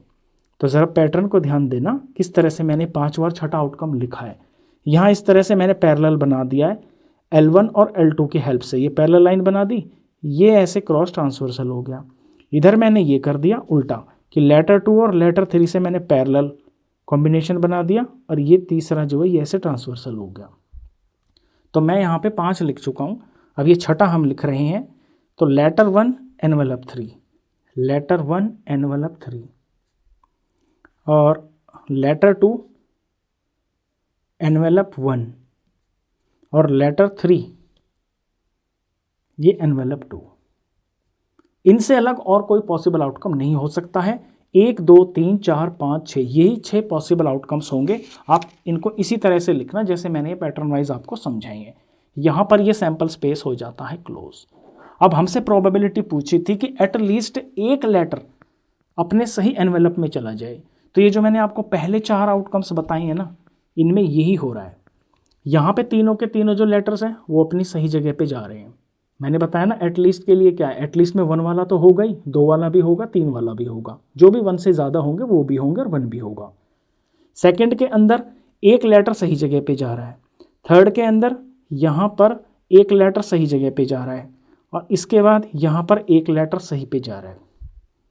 यानी ये जो पहले 4 आउटकम्स है ना, जो यहाँ आप देख रहे हो, letter 1 envelope 1, letter 2 envelope 2, letter 3 envelope 3, यहाँ तीनों के तीनों लेटर सही जगह पे चला गया। यहाँ पे लेटर 1 सही जगह पे चला गया, यहाँ लेटर 2 सही जगह पे चला गया, यहाँ लेटर 3 सही जगह पे चला गया, यानी सही एनवेलप में चला गया। ये जो 4 केसेस हैं, 1 2 तीसरा और ये चौथा, इनमें तो ऐसा हो रहा है। हमारा जो इवेंट है इसके फेवर में यहाँ पर ये आउटकम्स आ रहे हैं। लेकिन ये जो 5 आप देख रहे हो आउटकम, यहाँ पे कोई भी लेटर अपने सही एनवेलप में नहीं जा रहा है। 1 2 में चला गया, 2 3 में चला गया, 3 1 में चला गया। ऐसे ये जो 6ठा वाला आउटकम है इसमें भी गलत हो रहा है। 1 3 में चला गया, 2 1 में चला गया, और ये जो 3 है ये 2 में चला गया। तो यहाँ जो रिक्वायर्ड प्रोबेबिलिटी हो जाएगी, टोटल आउटकम्स इसके अंदर कितने हो गए हैं, 6 हैं। इस इवेंट के फेवर में कितने आ रहे हैं, ये जो 4 हमने यहाँ पे लिखे हैं। तो ये चीज़ हमको यहाँ पे लिखनी है। अब अपना प्रोबेबिलिटी लिख देंगे हम। Therefore probability at least one letter is in its proper envelope, ये हो जाएगी ऊपर फेवरेबल आउटकम्स जो कि यहाँ पर आ रहे हैं 4, और टोटल नंबर ऑफ आउटकम्स जो कि यहाँ पर हैं 6। तो प्रोबेबिलिटी हो जाती है यहाँ पर 2/3। आप चाहे तो ये जो फेवरेबल आउटकम्स हैं, ये जो फेवरेबल आउटकम्स हैं, इन्हें अलग से यहाँ पर लिख भी सकते हो, वरना अगर आप ना भी लिखोगे, आपने ये सारा सैंपल स्पेस बना दिया है और यहाँ पर इस तरह से आप दिखाते हो 1 2 3 4, तो ये तो स्पष्ट दिख ही रहा है, यहाँ पे टीचर देख ही रहा है कि यहाँ पर ऐसा हो रहा है। जो इवेंट के फेवर में आउटकम्स हैं ये हैं और ये नहीं है, इन पे आप ऐसे क्रॉस भी दिखा सकते हो। तो एटलीस्ट एक लेटर अपने सही एनवेलप में चला जाए, इसकी प्रोबेबिलिटी है 2/3। ये इंपॉर्टेंट क्वेश्चन था, क्वेश्चन नंबर 6 था।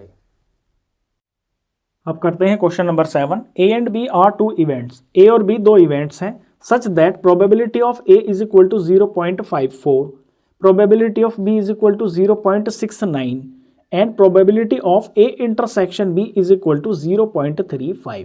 तो इन तीनों की probability हमें दे रखी है, probability of A की भी, probability of B की भी, और इनके intersection की probability हमें दे रखी है। फाइंड करनी है आपको ये 4 probabilities, जिसमें फर्स्ट है probability of A union B। तो हम फर्स्ट से ही शुरू करते हैं यहाँ पे मेरे को फाइंड करना है probability of A union B. अब इसका हमारे पास डायरेक्ट फॉर्मूला होता है, probability of A union B होता है प्रोबेबिलिटी ऑफ ए प्लस में प्रोबेबिलिटी ऑफ बी और माइनस में probability of A intersection B. याद आ गया होगा आपको। ये तीनों प्रोबेबिलिटीज़ की वैल्यू हमें ऑलरेडी पता है, क्वेश्चन में हमें दे रखी है, तो यहाँ पे लगा देते हैं हम।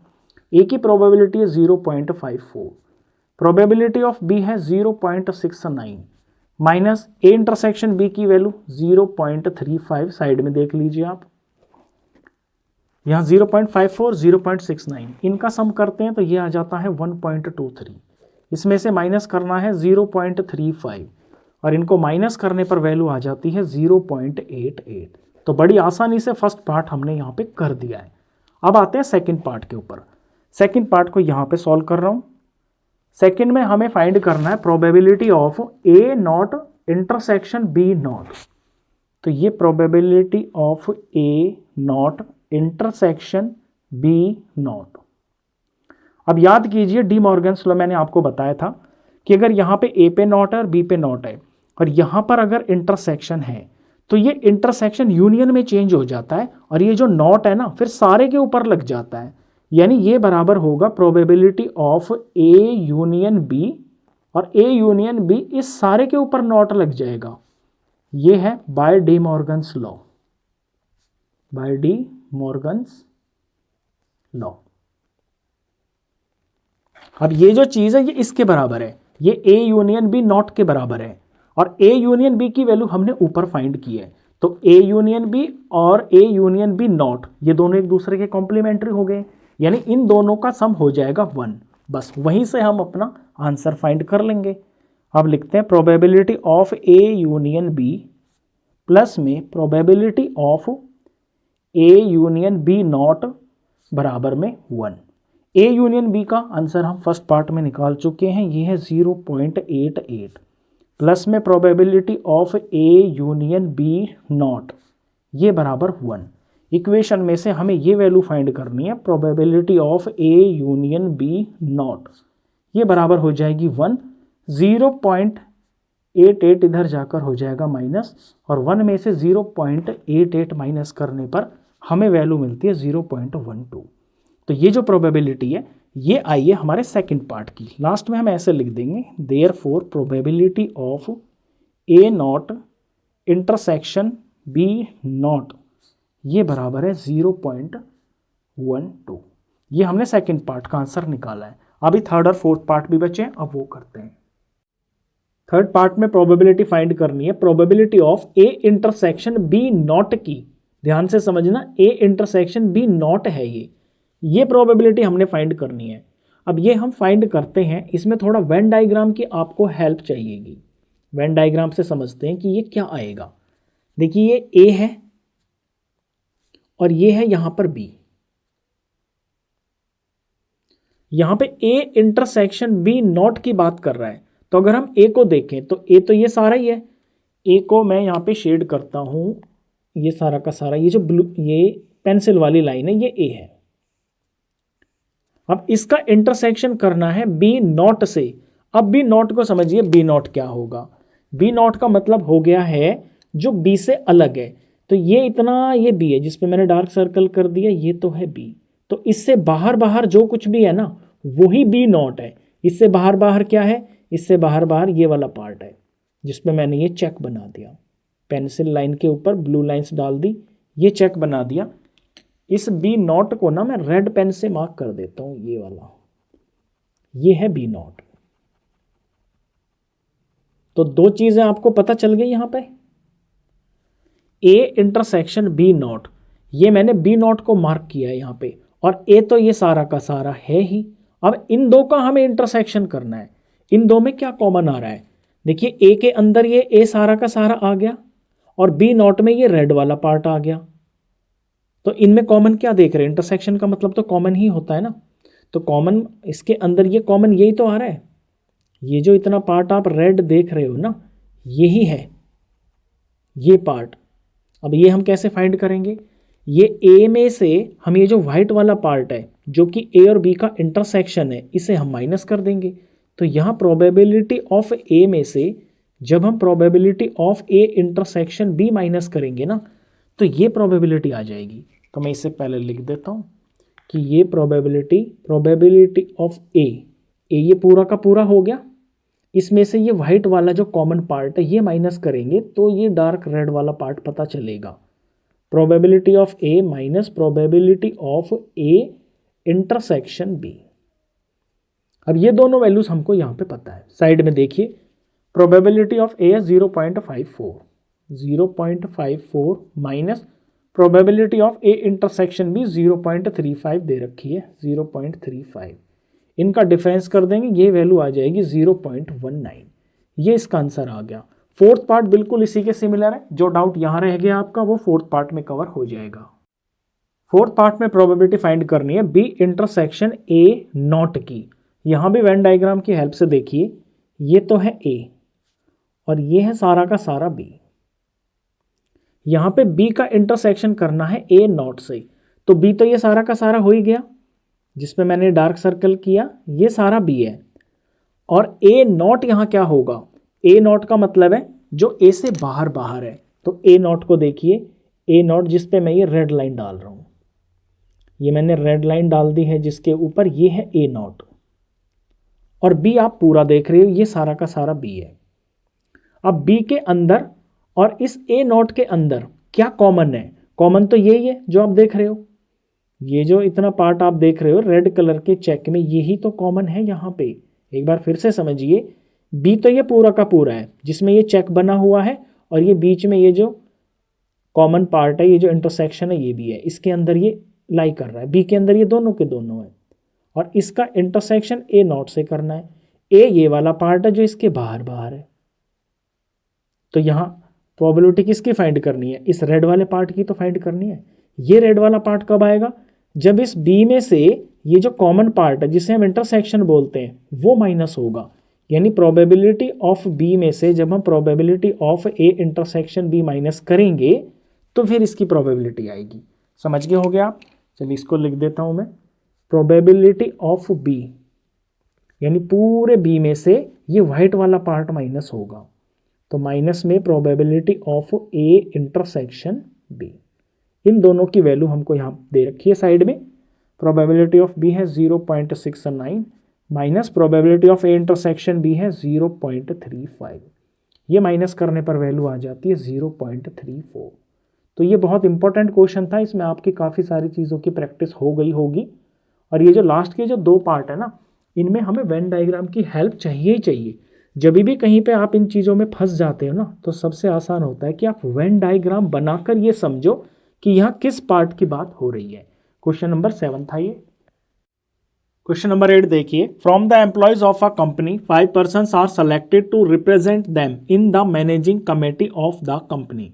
किसी कंपनी के एम्प्लॉयज में से 5 लोगों को सेलेक्ट करना है, किस लिए? मैनेजिंग कमेटी को रिप्रेजेंट करने के लिए। Particulars of 5 persons are as follows. उन 5 लोगों की डिटेल्स यहाँ पे दे रखी हैं। हरीश, रोहन, शीतल, एलिस, सलीम, ये 4 लोग हैं। इनका यहाँ जेंडर दे रखा है और इनकी यहाँ पर एज भी दे रखी है। A person is selected at random from this group to act as a spokesperson. अब इस 5 लोगों के ग्रुप में से एक आदमी को रैंडमली सेलेक्ट करना है स्पोक्स पर्सन के तौर पे। What is the probability that the spoke person will be either male or over 35 years. अब वो जो स्पोक्स पर्सन रैंडमली यहाँ से एक सेलेक्ट किया जाएगा, इस बात की क्या प्रोबेबिलिटी होगी कि वो या तो मेल होगा, यहाँ गौर कीजिए लैंग्वेज पे, either male or over 35 years, या तो वो मेल हो या फिर हो वो 35 ईयर से ऊपर। अब यहाँ पे बीच में और आ गया ना, जो और होता है इसका मतलब होता है यूनियन, यानी यहाँ पे यूनियन फाइंड करना होगा। यूनियन किन 2 इवेंट की प्रोबेबिलिटी का? एक तो मेल और यहाँ पे ओवर 35 ईयर्स। तो ये जो 2 इवेंट है ना, इनको मैं अलग अलग लिख लेता हूँ पहले तो, फिर हम इनका यूनियन करेंगे। तो आइदर मेल आ जाए, इस इवेंट को मैं यहाँ पे ए नाम दे देता हूँ, और दूसरा है ओवर 35 ईयर्स। ओवर 35 ईयर्स कोई पर्सन वो आ जाए, इस इवेंट को मैं बी दे देता हूँ। अब इनकी मैं अलग अलग प्रोबेबिलिटी निकालता हूँ। प्रोबेबिलिटी ऑफ ए यानी कि मेल आ जाए। देखिए टोटल यहाँ पे 5 लोग हैं, यानी कि टोटल पॉसिबल आउटकम्स तो इसमें नीचे 5 हो जाएगा। मेल कितने हैं, 1 2 3, हरीश, रोहन और सलीम, ये M फॉर मेल है यहाँ पे। तो यहाँ प्रोबेबिलिटी इसकी आ रही है 3/5। ये प्रोबेबिलिटी हो गई है कि पर्सन मेल आ जाए। दूसरा इवेंट कि जो पर्सन आए वो 35 साल से ऊपर का आ जाए, ये हमने माना हुआ है event B.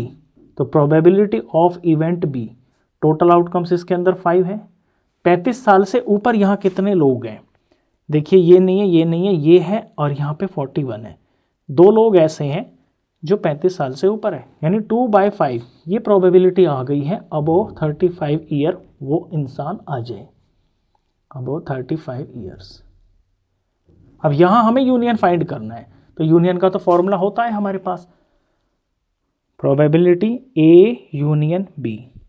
A union B का फॉर्मूला होता है प्रोबेबिलिटी ऑफ ए प्लस में प्रोबेबिलिटी ऑफ बी और प्लस में प्रोबेबिलिटी ऑफ ए और बी का intersection, A intersection B. Value लगाते हैं हम, प्रोबेबिलिटी ऑफ ए ये 3/5 है, प्लस में प्रोबेबिलिटी ऑफ बी ये 2/5 है। सॉरी यहाँ प्लस नहीं होता, यहाँ माइनस होता है, इंटरसेक्शन इसमें माइनस होता है, यहाँ माइनस होगा। अब यहाँ माइनस, यहाँ probability of A intersection B, ये चीज़ आपको नहीं है पता, तो ए इंटरसेक्शन बी निकालना कौन सी बड़ी बात है, यानी इंटरसेक्शन में होता है कॉमन। कॉमन ऐसा यहाँ पे कौन है जो इवेंट ए को और इवेंट बी को दोनों को सेटिस्फाई कर रहा है, यानी वो मेल भी हो और वो 35 ईयर से ऊपर का भी हो। तो हम देख लेते हैं कौन है ऐसा। मेल में देखेंगे, ये मेल तो नहीं है, ये मेल भी नहीं है, यहाँ पे ये जो तीसरा मेल है ये 35 ईयर से ऊपर है, यानी 5 लोगों में ये सलीम ऐसा है जो मेल भी है और 35 ईयर से ऊपर इसकी एज भी है। तो अगर मैं इसका इंटरसेक्शन लिखूँ यहाँ पे, probability of A intersection B, तो टोटल आउटकम यहाँ पे 5 है और इन 5 में से जो कॉमन है, जो दोनों इवेंट को सेटिस्फाई कर रहा है, वो सिर्फ यहाँ पर ये एक आइटम है, यानी कि 1/5। तो इस तरह से आप ए इंटरसेक्शन बी यहाँ पे फाइंड कर लोगे। तो यहाँ हो गया है 1/5। बस अब सिंपल इसको सॉल्व करना है। तीनों के नीचे 5 है तो एलसीएम तो आ गया है 5, यहाँ पे 3, ये प्लस का 2 एज इट इज़ और माइनस का 1 एज इट इज़ हो गया। नेक्स्ट स्टेप में 3 + 2 5 - 1 अपॉन में ये 4 हो गया, और सॉरी नीचे 5 है, 5 - 1 ऊपर में ये 4 हो गया, नीचे ये 5 आ गया। इस तरह से ये क्वेश्चन कंप्लीट हो जाता है। तो जो प्रोबेबिलिटी हमारी रिक्वायर्ड प्रोबेबिलिटी है कि वो जो स्पोक्स पर्सन यहाँ से एक सेलेक्ट किया जाए वो या तो मेल हो या फिर वो 35 ईयर से बड़ा हो, ये प्रोबेबिलिटी आती है 4/5 की। लास्ट में हम अपना आंसर लैंग्वेज में लिख देंगे, therefore probability spokesperson will be either male or over 35 years is equal to 4/5। ये इसका आंसर। क्वेश्चन नंबर 9 देखिए, if 4 digit numbers greater than 5000 are randomly formed from the digits 0 1 3 5 and 7, what is the probability of forming a number divisible by 5 when? आपको दो condition भी दे रखी है। नंबर 1 कंडीशन है द डिजिट्स आर रिपीटेड, और number 2 the repetition of digits is not allowed. Question को जरा ध्यान से समझिए, यहाँ पे आपको 5 डिजिट दे रखे हैं, 0 1 3 5 और 7। इन 5 डिजिट से आपको 4 डिजिट का नंबर बनाना है और वो नंबर जो है 5000 से बड़ा होना चाहिए और वो डिविजिबल बाय 5 होना चाहिए। तो आपको प्रोबेबिलिटी इन दो चीज़ों की फाइंड करनी है। हम फर्स्ट केस से स्टार्ट करते हैं। केस 1 हम पहले ले लेते हैं। केस 1 में बोला है digits are not repeated when digits are repeated, पहले में रिपीटिशन हमें अलाउड कर दिया है, व्हेन डिजिट्स आर रिपीटेड। अब देखिए प्रोबेबिलिटी फाइंड करने के लिए किसी इवेंट की हमें दो चीज़ें चाहिए होती हैं, ऊपर में फेवरेबल आउटकम चाहिए होता है और नीचे टोटल आउटकम्स हमें चाहिए होते हैं जो पॉसिबल होते हैं। तो हम सबसे पहले ना टोटल पॉसिबल आउटकम्स फाइंड करते हैं इस केस के लिए। तो यहाँ लिखते हैं टोटल पॉसिबल आउटकम्स के लिए हम यहाँ काम करेंगे, टोटल पॉसिबल आउटकम्स। हमें 4 डिजिट के नंबर बनाना है, तो मैं यहाँ पे 4 प्लेस बना लेता हूँ, 1, ये 2 और ये 3 और ये 4। जो डिजिट्स हमें दे रखे हैं ये 0 है, ये 1 है, 3 है और यहाँ 5 है और लास्ट 7 डिजिट दे रखा है। अब देखिए, हम इन डिजिट का यूज़ करके और 5000 से बड़ा नंबर बना दें तो हमें नंबर कहाँ से स्टार्ट करना होगा? 1 टेंस 100,000, ये 1000 की प्लेस है ना, यानी पहली प्लेस पे मैं 5 ले सकता हूँ या फिर मैं 7 ले सकता हूँ। 0 नहीं ले सकता, 1 नहीं ले सकता, 3 नहीं ले सकता, क्योंकि यहाँ पे 1000 हो जाएगा 1 से, 3 से 3000 हो जाएगा, तो नंबर जो है ना 5000 से तो बड़ा हो ही नहीं सकता। यानी मैं यहाँ पे 5 से यूज़ कर सकता हूँ अपने नंबर को। मैं नंबर को 7 से भी यूज़ कर सकता हूँ, मतलब 1000 प्लेस पर मैं 7 भी लगा सकता हूँ। तो मेरा दूसरा ऑप्शन ये भी होगा कि ये जो 4 डिजिट का नंबर है, अगर मेरे को 5000 से बड़ा चाहिए तो फिर मुझे 1000 प्लेस पर जो है ना 7 लगाना पड़ेगा। सबसे पहले तो आपको ये बात समझनी है। अब फिर आपको ये समझना है कि ये जो 3 प्लेसेस हैं, इन प्लेसेस पे आप क्या क्या नंबर फिल कर सकते हो। यहाँ फर्स्ट केस के अंदर बोला है कि डिजिट्स आर रिपीटेड, यानी इन डिजिट को आप रिपीट कर सकते हो। एक डिजिट को आप एक से ज़्यादा जगह पे फिल कर सकते हो। तो यहाँ मैंने 5 को तो फिल कर ही लिया है, यानी ये 5 तो यहाँ पर कैंसिल हो गया। सॉरी, 5 को मैंने फिल कर लिया, लेकिन 5 यहाँ पे फिल कर सकते हैं। मैं थोड़ा इसमें दोबारा से बता देता हूँ कि डिजिट्स आर रिपीटेड, यानी 5 मैंने भले ही यहाँ फिल कर लिया, लेकिन मैं 5 को दोबारा से यूज़ कर सकता हूँ। तो अब मेरे पास यहाँ और यहाँ पे फिल करने के लिए कितने नंबर अवेलेबल हैं? तो ये पाँचों के पाँचों नंबर अवेलेबल है। मैं यहाँ इस बॉक्स के अंदर इन 5 में से कोई भी डिजिट फिल कर सकता हूँ, यानी इस बॉक्स को मैं 5 तरीके से फिल कर सकता हूँ, 5 वेज। ऐसे ही इसको भी, क्योंकि डिजिट्स का रिपीटेशन मेरे को अलाउड है, इन पाँचों डिजिट्स में से मैं यहाँ पर कोई भी 5 डिजिट में से एक डिजिट फिल कर सकता हूँ। इस बॉक्स को मैं 5 तरीके से फिल कर सकता हूँ। ऐसे इस बॉक्स को भी मैं 5 तरीके से फिल कर सकता हूँ। ये बात आ गई आपको समझ में? अब जब मैं 7000 से स्टार्ट कर रहा हूँ, जब मैं 7000 से नंबर को स्टार्ट कर रहा हूँ, रिपीटेशन डिजिट्स का अलाउड है, तो मैं इन 5 डिजिट में से किसी भी एक डिजिट को यहाँ पे फिल कर सकता हूँ। यानी इस बॉक्स को भी मैं 5 तरीके से फिल कर सकता हूँ। ऐसे इसको भी 5 तरीके से फिल कर सकता हूँ और इस बॉक्स को भी मैं 5 तरीके से फिल कर सकता हूँ। तो इस तरह से मैं इनको फिल कर सकता हूँ। अब मैं यहाँ टोटल वेज लिखता हूँ। टोटल वेज कितने हो जाएंगे? देखिए, अगर 5000 से मैं नंबर को स्टार्ट कर रहा हूँ तो ये 5 हो गया, और यहाँ पे ये 5 तरीके 5 तरीके 5 तरीके, तो इनको मल्टीप्लाई करते हैं। 5 इंटू में 5 इंटू में 5। फिर ये दूसरा वाला, अगर मैं 7000 का केस लेता हूँ, डिजिट को 7 से स्टार्ट करता हूँ तो प्लस में, तो फिर 7000 से स्टार्ट होने वाले नंबर्स कितने सारे हो जाएंगे? ये हो जाएंगे 5 इंटू में ये 5 और इंटू में ये 5। इनका हम सॉल्व करते हैं तो 25 5 125 हो गया, प्लस में इनका भी प्रोडक्ट 125 हो गया। इन दोनों को जोड़ने पर ये 250 आ गया। इस बात का मतलब क्या है? इस बात का मतलब ये है कि ये नंबर को चाहे हम 5000 से स्टार्ट करें या 7000 से स्टार्ट करें, हमारे पास 250 ऐसे नंबर आ जाएंगे जो इन 5 डिजिट को यूज़ करके बन रहे हैं। लेकिन एक कंडीशन पर आपको ध्यान देना है, जो नंबर है ना वो 5000 से बड़ा होना चाहिए। अब यहाँ ध्यान दीजिए कि बाय चांस अगर आप यहाँ पर 5 तरीके से फिल कर सकते हो, अगर आप यहाँ 0 फिल कर देते हो और यहाँ भी 5 तरीके से फिल कर सकते हो, यानी यहाँ भी आप 0 फिल कर सकते हो, यहाँ भी 5 तरीके से फिल कर सकते हो, यानी अगर आप यहाँ भी 0 फिल कर देते हो। अगर आपका ये केस आ जाता है कि यहाँ आपने स्टार्टिंग में 5 लिख दिया और यहाँ पर 0 0 और 0, अगर ऐसा किया तो क्या होगा? फिर तो नंबर 5000 बन जाएगा। फिर ये जो कंडीशन यहाँ पर आपको दे रखी है कि नंबर ग्रेटर देन 5000 होना चाहिए, ये कंडीशन फुलफिल नहीं होगी। यानी ये एक ऐसा पर्टिकुलर केस होगा कि आपका नंबर यहाँ पर 5000 बन जाएगा और ये कंडीशन फुलफिल नहीं होगी।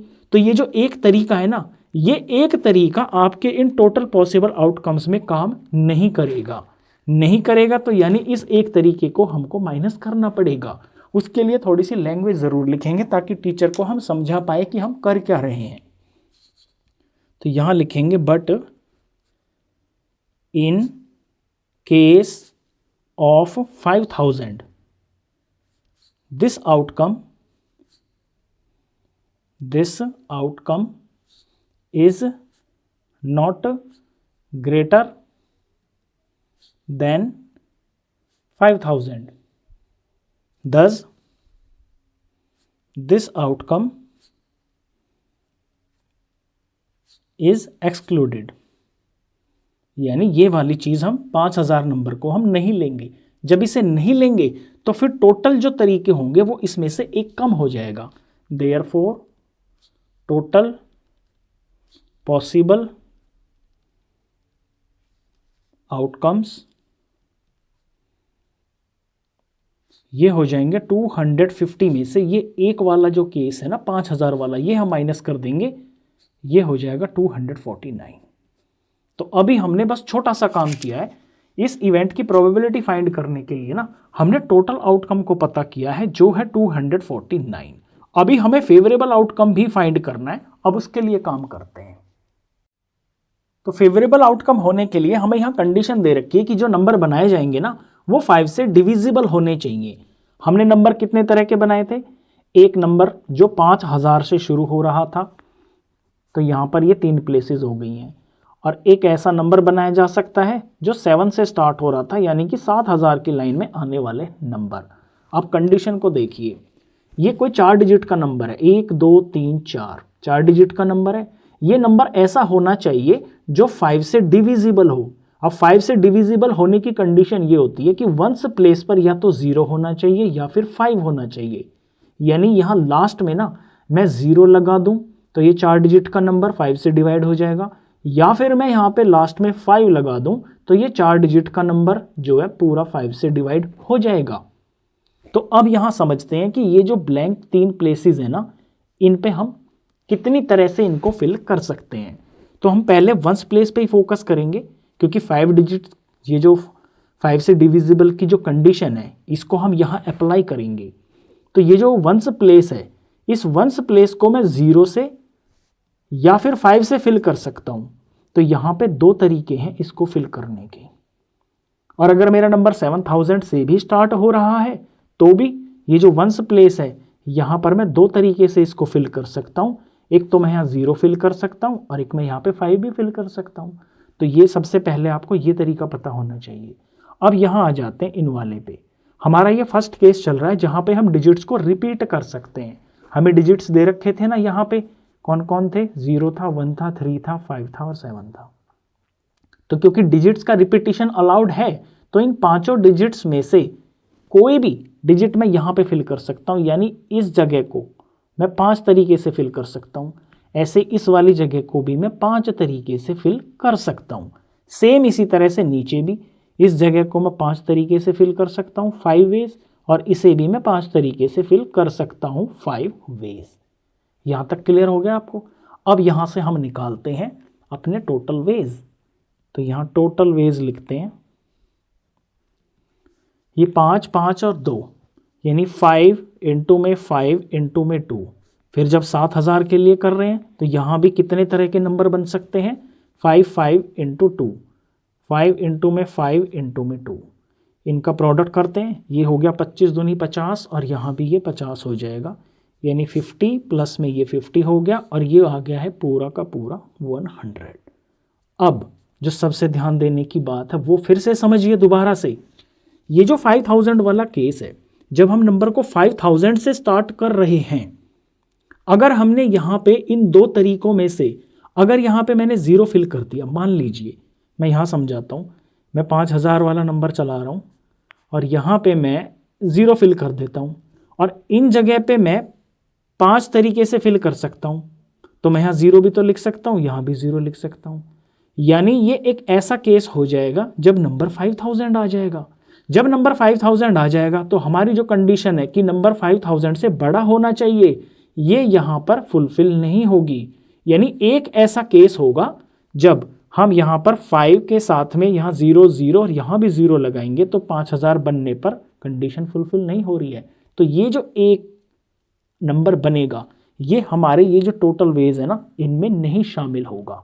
अब इसी बात को हम फिर से लिखते हैं जैसे हमने टोटल आउटकम में लिखा था। But in case of 5000 this outcome is excluded।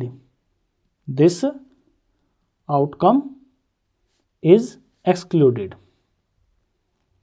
क्यों छोड़ देंगे इसको? क्योंकि ये कंडीशन फुलफिल नहीं कर रहा है। लेकिन 7000 वाले केस में तो ऐसा कुछ नहीं होगा ना। 7000 का नंबर जब 7000 से ही शुरू हो रहा है तो आप यहाँ तीनों जगह पे भले ही 0 लगा दो, वो तो 7000 हो जाएगा, 5000 से तो वो बड़ा ही हो जाएगा। तो बस एक ही चीज़ इसको हमको माइनस करनी होगी। तो यहाँ लिखते हैं देयरफॉर फेवरेबल आउटकम्स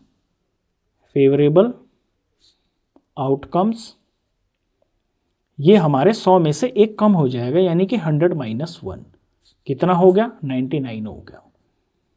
तो ये आपने निकाला है यहाँ पर फेवरेबल आउटकम्स। अब हम अपनी प्रोबेबिलिटी लिख देंगे। प्रोबेबिलिटी लिखने के लिए मेरे को सिंपली करना क्या होगा, या तो मैं लिख देता हूँ therefore required probability, required first part के लिए कर रहे हैं ना, रिक्वायर्ड प्रोबेबिलिटी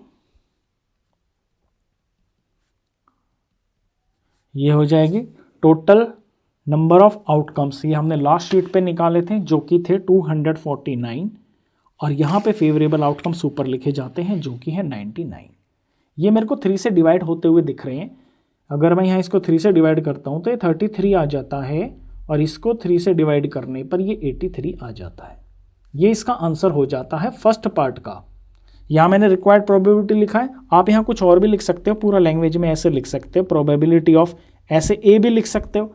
अगर इस फर्स्ट चीज़ को मैं इस इवेंट का नाम केस 1 में अगर मैं इस इवेंट का नाम ए रख देता हूँ तो आप यहाँ पर प्रोबेबिलिटी ऑफ ए भी लिख सकते हो। फर्स्ट पार्ट आपको अच्छे से समझ में आ गया। अब करते हैं इसका सेकंड केस। सेकंड केस में कंडीशन यही है कि the repetition of digits is not allowed. अब आप डिजिट्स को रिपीट नहीं कर सकते। क्वेश्चन पूरा का पूरा वही है, आपको 5000 से बड़ा नंबर बनाना है और वो नंबर 5 से डिविजिबल होना चाहिए। तो हम पहले टोटल आउटकम्स निकालते हैं पॉसिबल जो इसके अंदर हो सकते हैं। तो मैं यहां लिखता हूं फॉर टोटल पॉसिबल आउटकम्स। इसके लिए हम यहां पे काम करते हैं। देखिए नंबर तो हम पीछे ही समझ गए कि या तो 5 से शुरू करना पड़ेगा हमको, 1000 वाली जो प्लेस है वो या तो 5 फिल करनी पड़ेगी या फिर वो हमें 7 फिल करनी पड़ेगी। और इसके आगे ये जो 3 प्लेसेस हैं इनको समझना है कि इन्हें हम कितने तरीके से फिल कर सकते हैं। हमारे पास यहाँ जो नंबर है ये 5 नंबर है। यहाँ देखिए 0 है, 1 है, 3 है, 5 है और ये 7 है। अब इस पहली शीट को हम हटा देते हैं, सारा काम अब हमको इस शीट के ऊपर करना है। अब 1000 वाली प्लेस तो मैंने 5 से और 7 से फिल कर दी है। जब मैं 1000 वाली प्लेस को 5 से फिल कर रहा हूँ तो ये जो बाकी की 3 जगह है इनमें से अगर मैं इस जगह को फिल करना चाहूँ तो मैं कितने तरीके से इसको फिल कर सकता हूँ।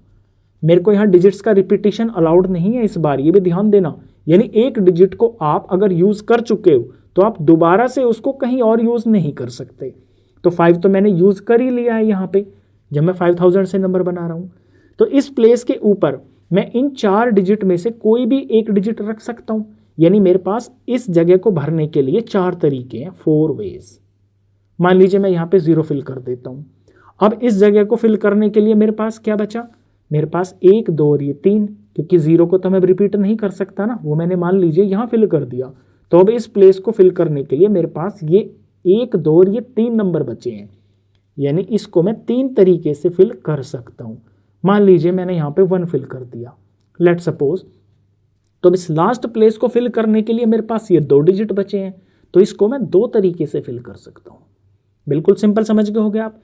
इसी तरह से 7 वाले को भी देखिए, 0 है, 1 है, 3 है और 5 और ये 7 है। ये मेरे पास 5 डिजिट है यूज़ करने के लिए। इनमें से 7 को तो मैंने यूज़ कर ही लिया है यहाँ 1000 वाली प्लेस के ऊपर। अब यहाँ भरने के लिए मेरे पास ये 4 डिजिट बचे हैं, तो इसको मैं 4 तरीके से फिल कर सकता हूँ। अब मान लीजिए मैंने 0 को यूज़ कर लिया। अब इस जगह पे फिल करने के लिए मेरे पास 1, 3 और 5 यानी कि 3 डिजिट बचे हैं। यानी इसे मैं 3 तरीके से फिल कर सकता हूँ, 3 वेज। मान लीजिए मैंने 1 को यूज़ कर लिया। अब इस जगह पे फिल करने के लिए मेरे पास ये 2 डिजिट बचे हैं, यानी इसको मैं 2 तरीके से फिल कर सकता हूँ। यहाँ बिल्कुल समझ में आ गई होगी आपको बात। अब यहाँ पे जो है ना आपका ये जो 5000 वाला केस था ना वो यहाँ पर नहीं लग रहा। क्यों नहीं लग रहा? यहाँ पे 5000 जो है ना वो बन ही नहीं पाएगा। वो क्यों नहीं बनेगा? आप ज़ीरो को या तो यहाँ यूज़ करोगे या यहाँ यूज़ करोगे या फिर यहाँ यूज़ करोगे। आप सब जगह तो ज़ीरो यूज़ नहीं कर सकते ना, तो आप ज़ीरो कहीं भी यूज़ कर लो, एक ही बार कर सकते हो। यहाँ करोगे तब भी नंबर 5000 से बड़ा आएगा, यहाँ करोगे तब भी जो नंबर है 5000 से बड़ा आएगा, यहाँ ज़ीरो यूज़ कर लोगे तब भी नंबर 5000 से बड़ा ही आएगा। तो यहाँ ये 5000 वाली जो कंडीशन है ना, जो पीछे फुलफिल नहीं हो रही थी, वो यहाँ पे अप्लाई नहीं हो रही है। यहाँ पे बिल्कुल सिंपल केस हो गया है। तो टोटल वेज हम लिखते हैं यहाँ पे, टोटल वेज ये बराबर हो जाएगा 4 × 3 × 2, 4 × 3 × 2, यानी इतने नंबर तो बनाए जा सकते हैं तब जब हम वंस इस पे 1000 प्लेस पे 5 को रख लेते हैं, प्लस में 4 × 3 × 2, 4 × 3 × में 2, इतने नंबर तब बनाए जा सकते हैं जब हम 7 से अपने नंबर को स्टार्ट कर रहे हैं, यानी 7000 से स्टार्ट कर रहे हैं। ये हो गया 4 × 12, 12 × 2 = 24, 24 प्लस में ये 24 हो गया, टोटल आ गए हैं ये 48। तो देयरफॉर टोटल पॉसिबल आउटकम्स लिख देता हूँ मैं यहाँ, टोटल पॉसिबल आउटकम्स, ये तो 48 आ गए हैं। अब हम काम करते हैं इस केस के फेवरेबल आउटकम्स के लिए। अब फेवरेबल आउटकम हमारे वो होंगे जहां पे जो नंबर है ना वो 5 से पूरा डिवाइड हो जाए। तो बात है अपने नंबर पे, हमने दो तरह के नंबर बनाए हैं, एक तो जो 5 से शुरू हो रहा है और एक जो 7 से शुरू हो रहा है। तो यहाँ पर ये 3 प्लेस बच गई हैं, ये यहाँ पर 3 प्लेस बच गई हैं। 5 से डिवाइड होने की कंडीशन मैंने आपको बताई कि वंस प्लेस पर या तो 0 होना चाहिए या फिर 5 होना चाहिए। और हमारे पास डिजिट जो है ये 0 है, 1 है, 3 है और ये 5 है और ये 7 है। अब समझिए बड़े ध्यान से बात को, जब हम यहाँ पर अपने नंबर को 5000 से स्टार्ट कर रहे हैं तो इस 5 को तो मैं दोबारा रिपीट नहीं कर सकता क्योंकि 5 तो मैंने यूज़ कर लिया ना। तो इसके वंस प्लेस पर मेरे को फिल करने के लिए क्या बचा, फिर 5 तो मैं यूज़ नहीं कर सकता। तो 5 से डिवाइड होने की जो कंडीशन है वो ये है कि या तो वंस प्लेस पे 5 हो या फिर 0 हो। 5 मैं यहाँ ऑलरेडी यूज़ कर चुका हूँ, तो यहाँ पर मेरे को फिर 0 ही फिल करना पड़ेगा इस जगह पे। समझ गए बात को। और जब मैं 7000 से स्टार्ट कर रहा हूँ नंबर्स को, तो मुझे यहाँ पर 0 और 5 ये दोनों के दोनों बच गए ना यहाँ पे, तो यहाँ पे मैं 0 भी फिल कर सकता हूँ और मैं यहाँ पर 5 भी फिल कर सकता हूँ। यानी ये कंडीशन फुलफिल करने के लिए यहाँ वंस प्लेस पे मैं इसे एक तरीके से फिल कर सकता हूँ, वन वे, और यहाँ पर इसको मैं दो तरीके से फिल कर सकता हूँ। ये जगह नहीं बची है, मैं यहाँ पे लिख देता हूँ 2 वेज। पहले आपको यही बात अच्छे से समझ लेनी है।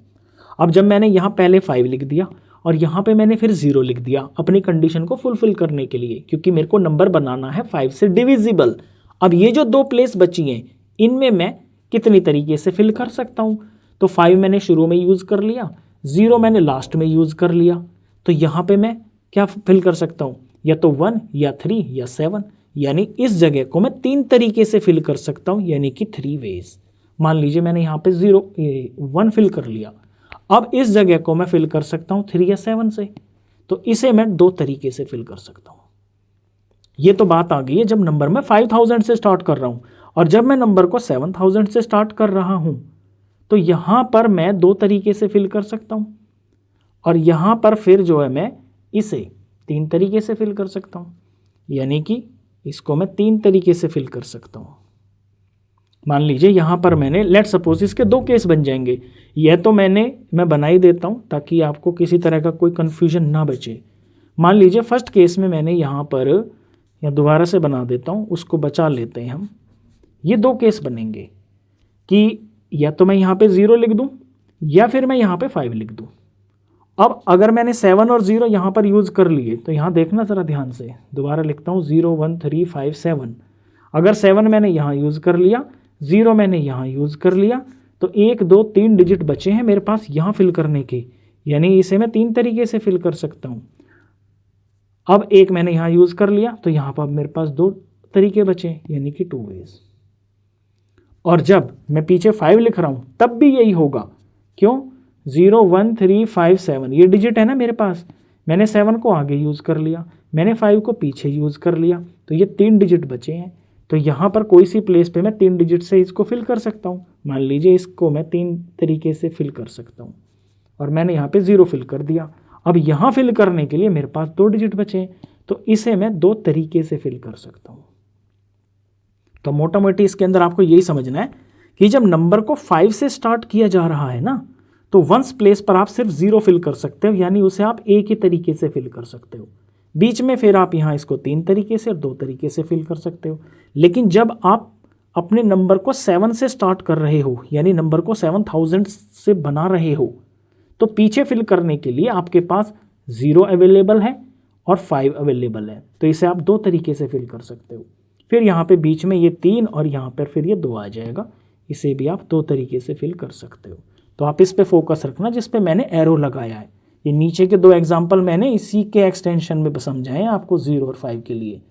इनसे हमारे टोटल फेवरेबल आउटकम्स निकलेंगे। अब यहाँ मैं फेवरेबल आउटकम्स लिख देता हूँ इसके नीचे,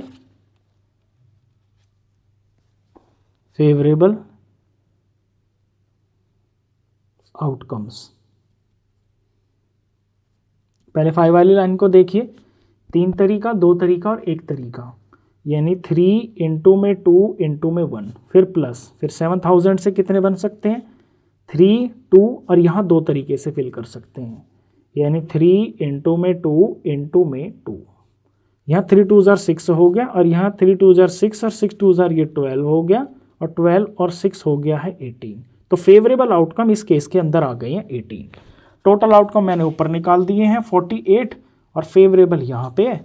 और इस इवेंट का नाम मैं मान लीजिए बी रख देता हूँ। यहाँ पे शुरू में इसको मैंने बी इवेंट नाम रख दिया। पूरी लैंग्वेज लिखनी पड़ेगी ब्रैकेट में, इसलिए हमने यहाँ पे इसको बी नाम रख दिया। Therefore probability of event B is equal to favourable outcome 18 हो गए हैं। टोटल आउटकम इसके अंदर आए थे 48। ये कट भी रहे हैं, यहाँ पर मैं देख रहा हूँ कि ये कट रहे हैं, 6 से दोनों डिवाइड हो रहे हैं। 6 3 जार 18 होता है और 6 8 जार होता है 48।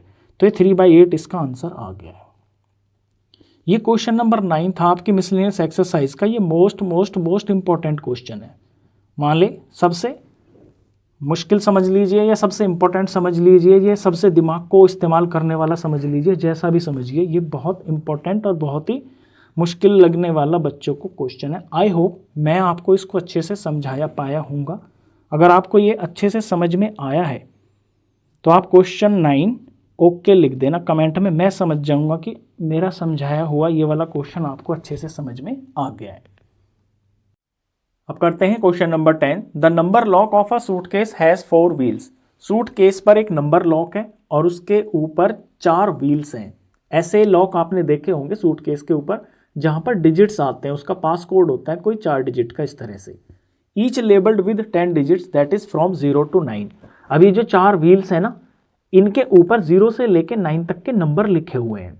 The lock opens with a sequence of 4 digits with no repeats. या नो रिपीट पे ध्यान देना, ये लॉक खुल जाएगा एक 4 डिजिट के नंबर से। वो नंबर ऐसा होगा कि वहां पर जो डिजिट है ना वो रिपीट नहीं होगा। What is the probability of a person getting the right sequence to open the suitcase? तो कोई व्यक्ति इस सूटकेस को खोले और यहाँ पर कोई नंबर एंटर करे तो इस बात की क्या प्रोबेबिलिटी है कि वो राइट सीक्वेंस को ही यहाँ पर लेके आएगा, यानी इसकी खुलने की प्रोबेबिलिटी हमसे पूछी है। तो क्वेश्चन को ध्यान से समझिए। यहाँ पे हमें दे रखे हैं डिजिट्स, 0 से लेके 9 तक के डिजिट दे रखे हैं, हर एक व्हील के ऊपर ये है। अब अगर हम बात करें इसमें प्रोबेबिलिटी की, तो प्रोबेबिलिटी में तो हमें 2 ही चीज़ें चाहिए होती है ना, ऊपर में फेवरेबल आउटकम चाहिए होता है, नीचे टोटल आउटकम चाहिए होता है। पहले टोटल आउटकम हम इसका पता करते हैं। ये जो पहला बॉक्स है, यानी ये पहले डिजिट की जो जगह है, यहाँ पे कौन कौन नंबर आ सकता है, 0 से लेके 9 तक कुछ भी आ सकता है यहाँ पे। तो यहाँ पे इस बॉक्स को हम कितने तरीके से फिल कर सकते हैं, 10 वेज। अब यहाँ ये बोला है कि नो रिपीट। अब जो डिजिट यहाँ आ गया ना वो आगे रिपीट नहीं हो सकता। मान लीजिए यहाँ पे मैंने 2 फिल कर दिया, यहाँ पर 2 आ गया, तो अब इन 3 जगह पे 2 से अलग कुछ भी आ सकता है। अब इसकी अगर हम बात कर ले अगले वाले की, तो इस बॉक्स को हम कितने डिजिट से फिल कर सकते हैं, यानी यहाँ पे कौन कौन आ सकता है, कितने तरीके से यहाँ पे फिल किया जा सकता है।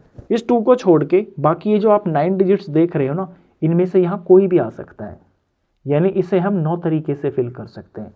मान लीजिए यहाँ पे मैंने 5 फिल कर दिया, ये 5 हो गया। अब आगे अगले बॉक्स को हम कितने तरीके से फिल कर सकते हैं, क्योंकि ना तो 2 ले सकते हैं अब ना हम 5 ले सकते हैं। तो टोटल 10 में से 2 डिजिट तो हमने यूज़ कर लिए, तो यहाँ पर 8 डिजिट में से कोई भी डिजिट हम यहाँ पर फिल कर सकते हैं। तो इस बॉक्स को हम 8 तरीके से फिल कर सकते हैं। मान लीजिए यहाँ पे मैंने 7 लिख दिया। अब यहाँ जो लास्ट बचा है ये, इसे कितने तरीके से फिल कर पाएंगे हम, क्योंकि 10 में से 3 डिजिट तो हमने यूज़ कर ही लिए हैं, रिपीट हम कर नहीं सकते, तो बचे हैं 7। तो यहाँ पर हम 7 तरीके से इस बॉक्स को फिल कर सकते हैं। लेट सपोज मैंने यहाँ पर ये 3 फिल कर दिया, तो ये एक यूनिक नंबर बनेगा। यहाँ पे जो भी डिजिट होगा यहाँ पे सारे डिजिट अलग अलग बनेंगे, एक यूनिक नंबर बनेगा। तो टोटल पॉसिबल आउटकम्स जो है ना इसके अंदर हो जाएंगे 10 तरीके इंटू 9 तरीके इंटू 8 तरीके इंटू 7 तरीके, इन सब का मल्टीप्लाई हो जाएगा। तो 10 इंटू में 9 इंटू में 8 और इंटू में ये 7, इन सब का प्रोडक्ट करने पर वैल्यू आएगी 5040। तो मैंने टोटल आउटकम तो पता कर लिया। अब फेवरेबल आउटकम इसमें क्या होगा, नंबर ऑफ फेवरेबल आउटकम।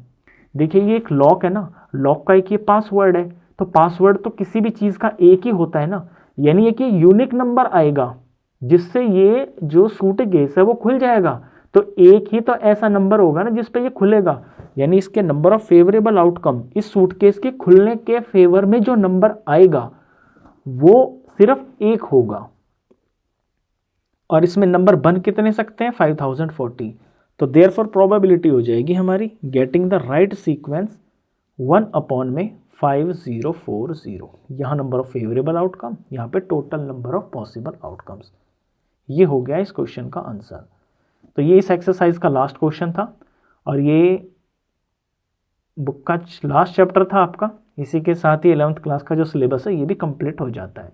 अब आप लोगों के बहुत सारे कमेंट्स आते हैं वीडियोस के नीचे कि सर 12th क्लास स्टार्ट कर दीजिए, तो कोशिश करते हैं 12th क्लास का सिलेबस हम जनवरी से स्टार्ट कर दें। तो मोस्ट प्रोबेबली यही है, मैं इस पर काम कर रहा हूँ।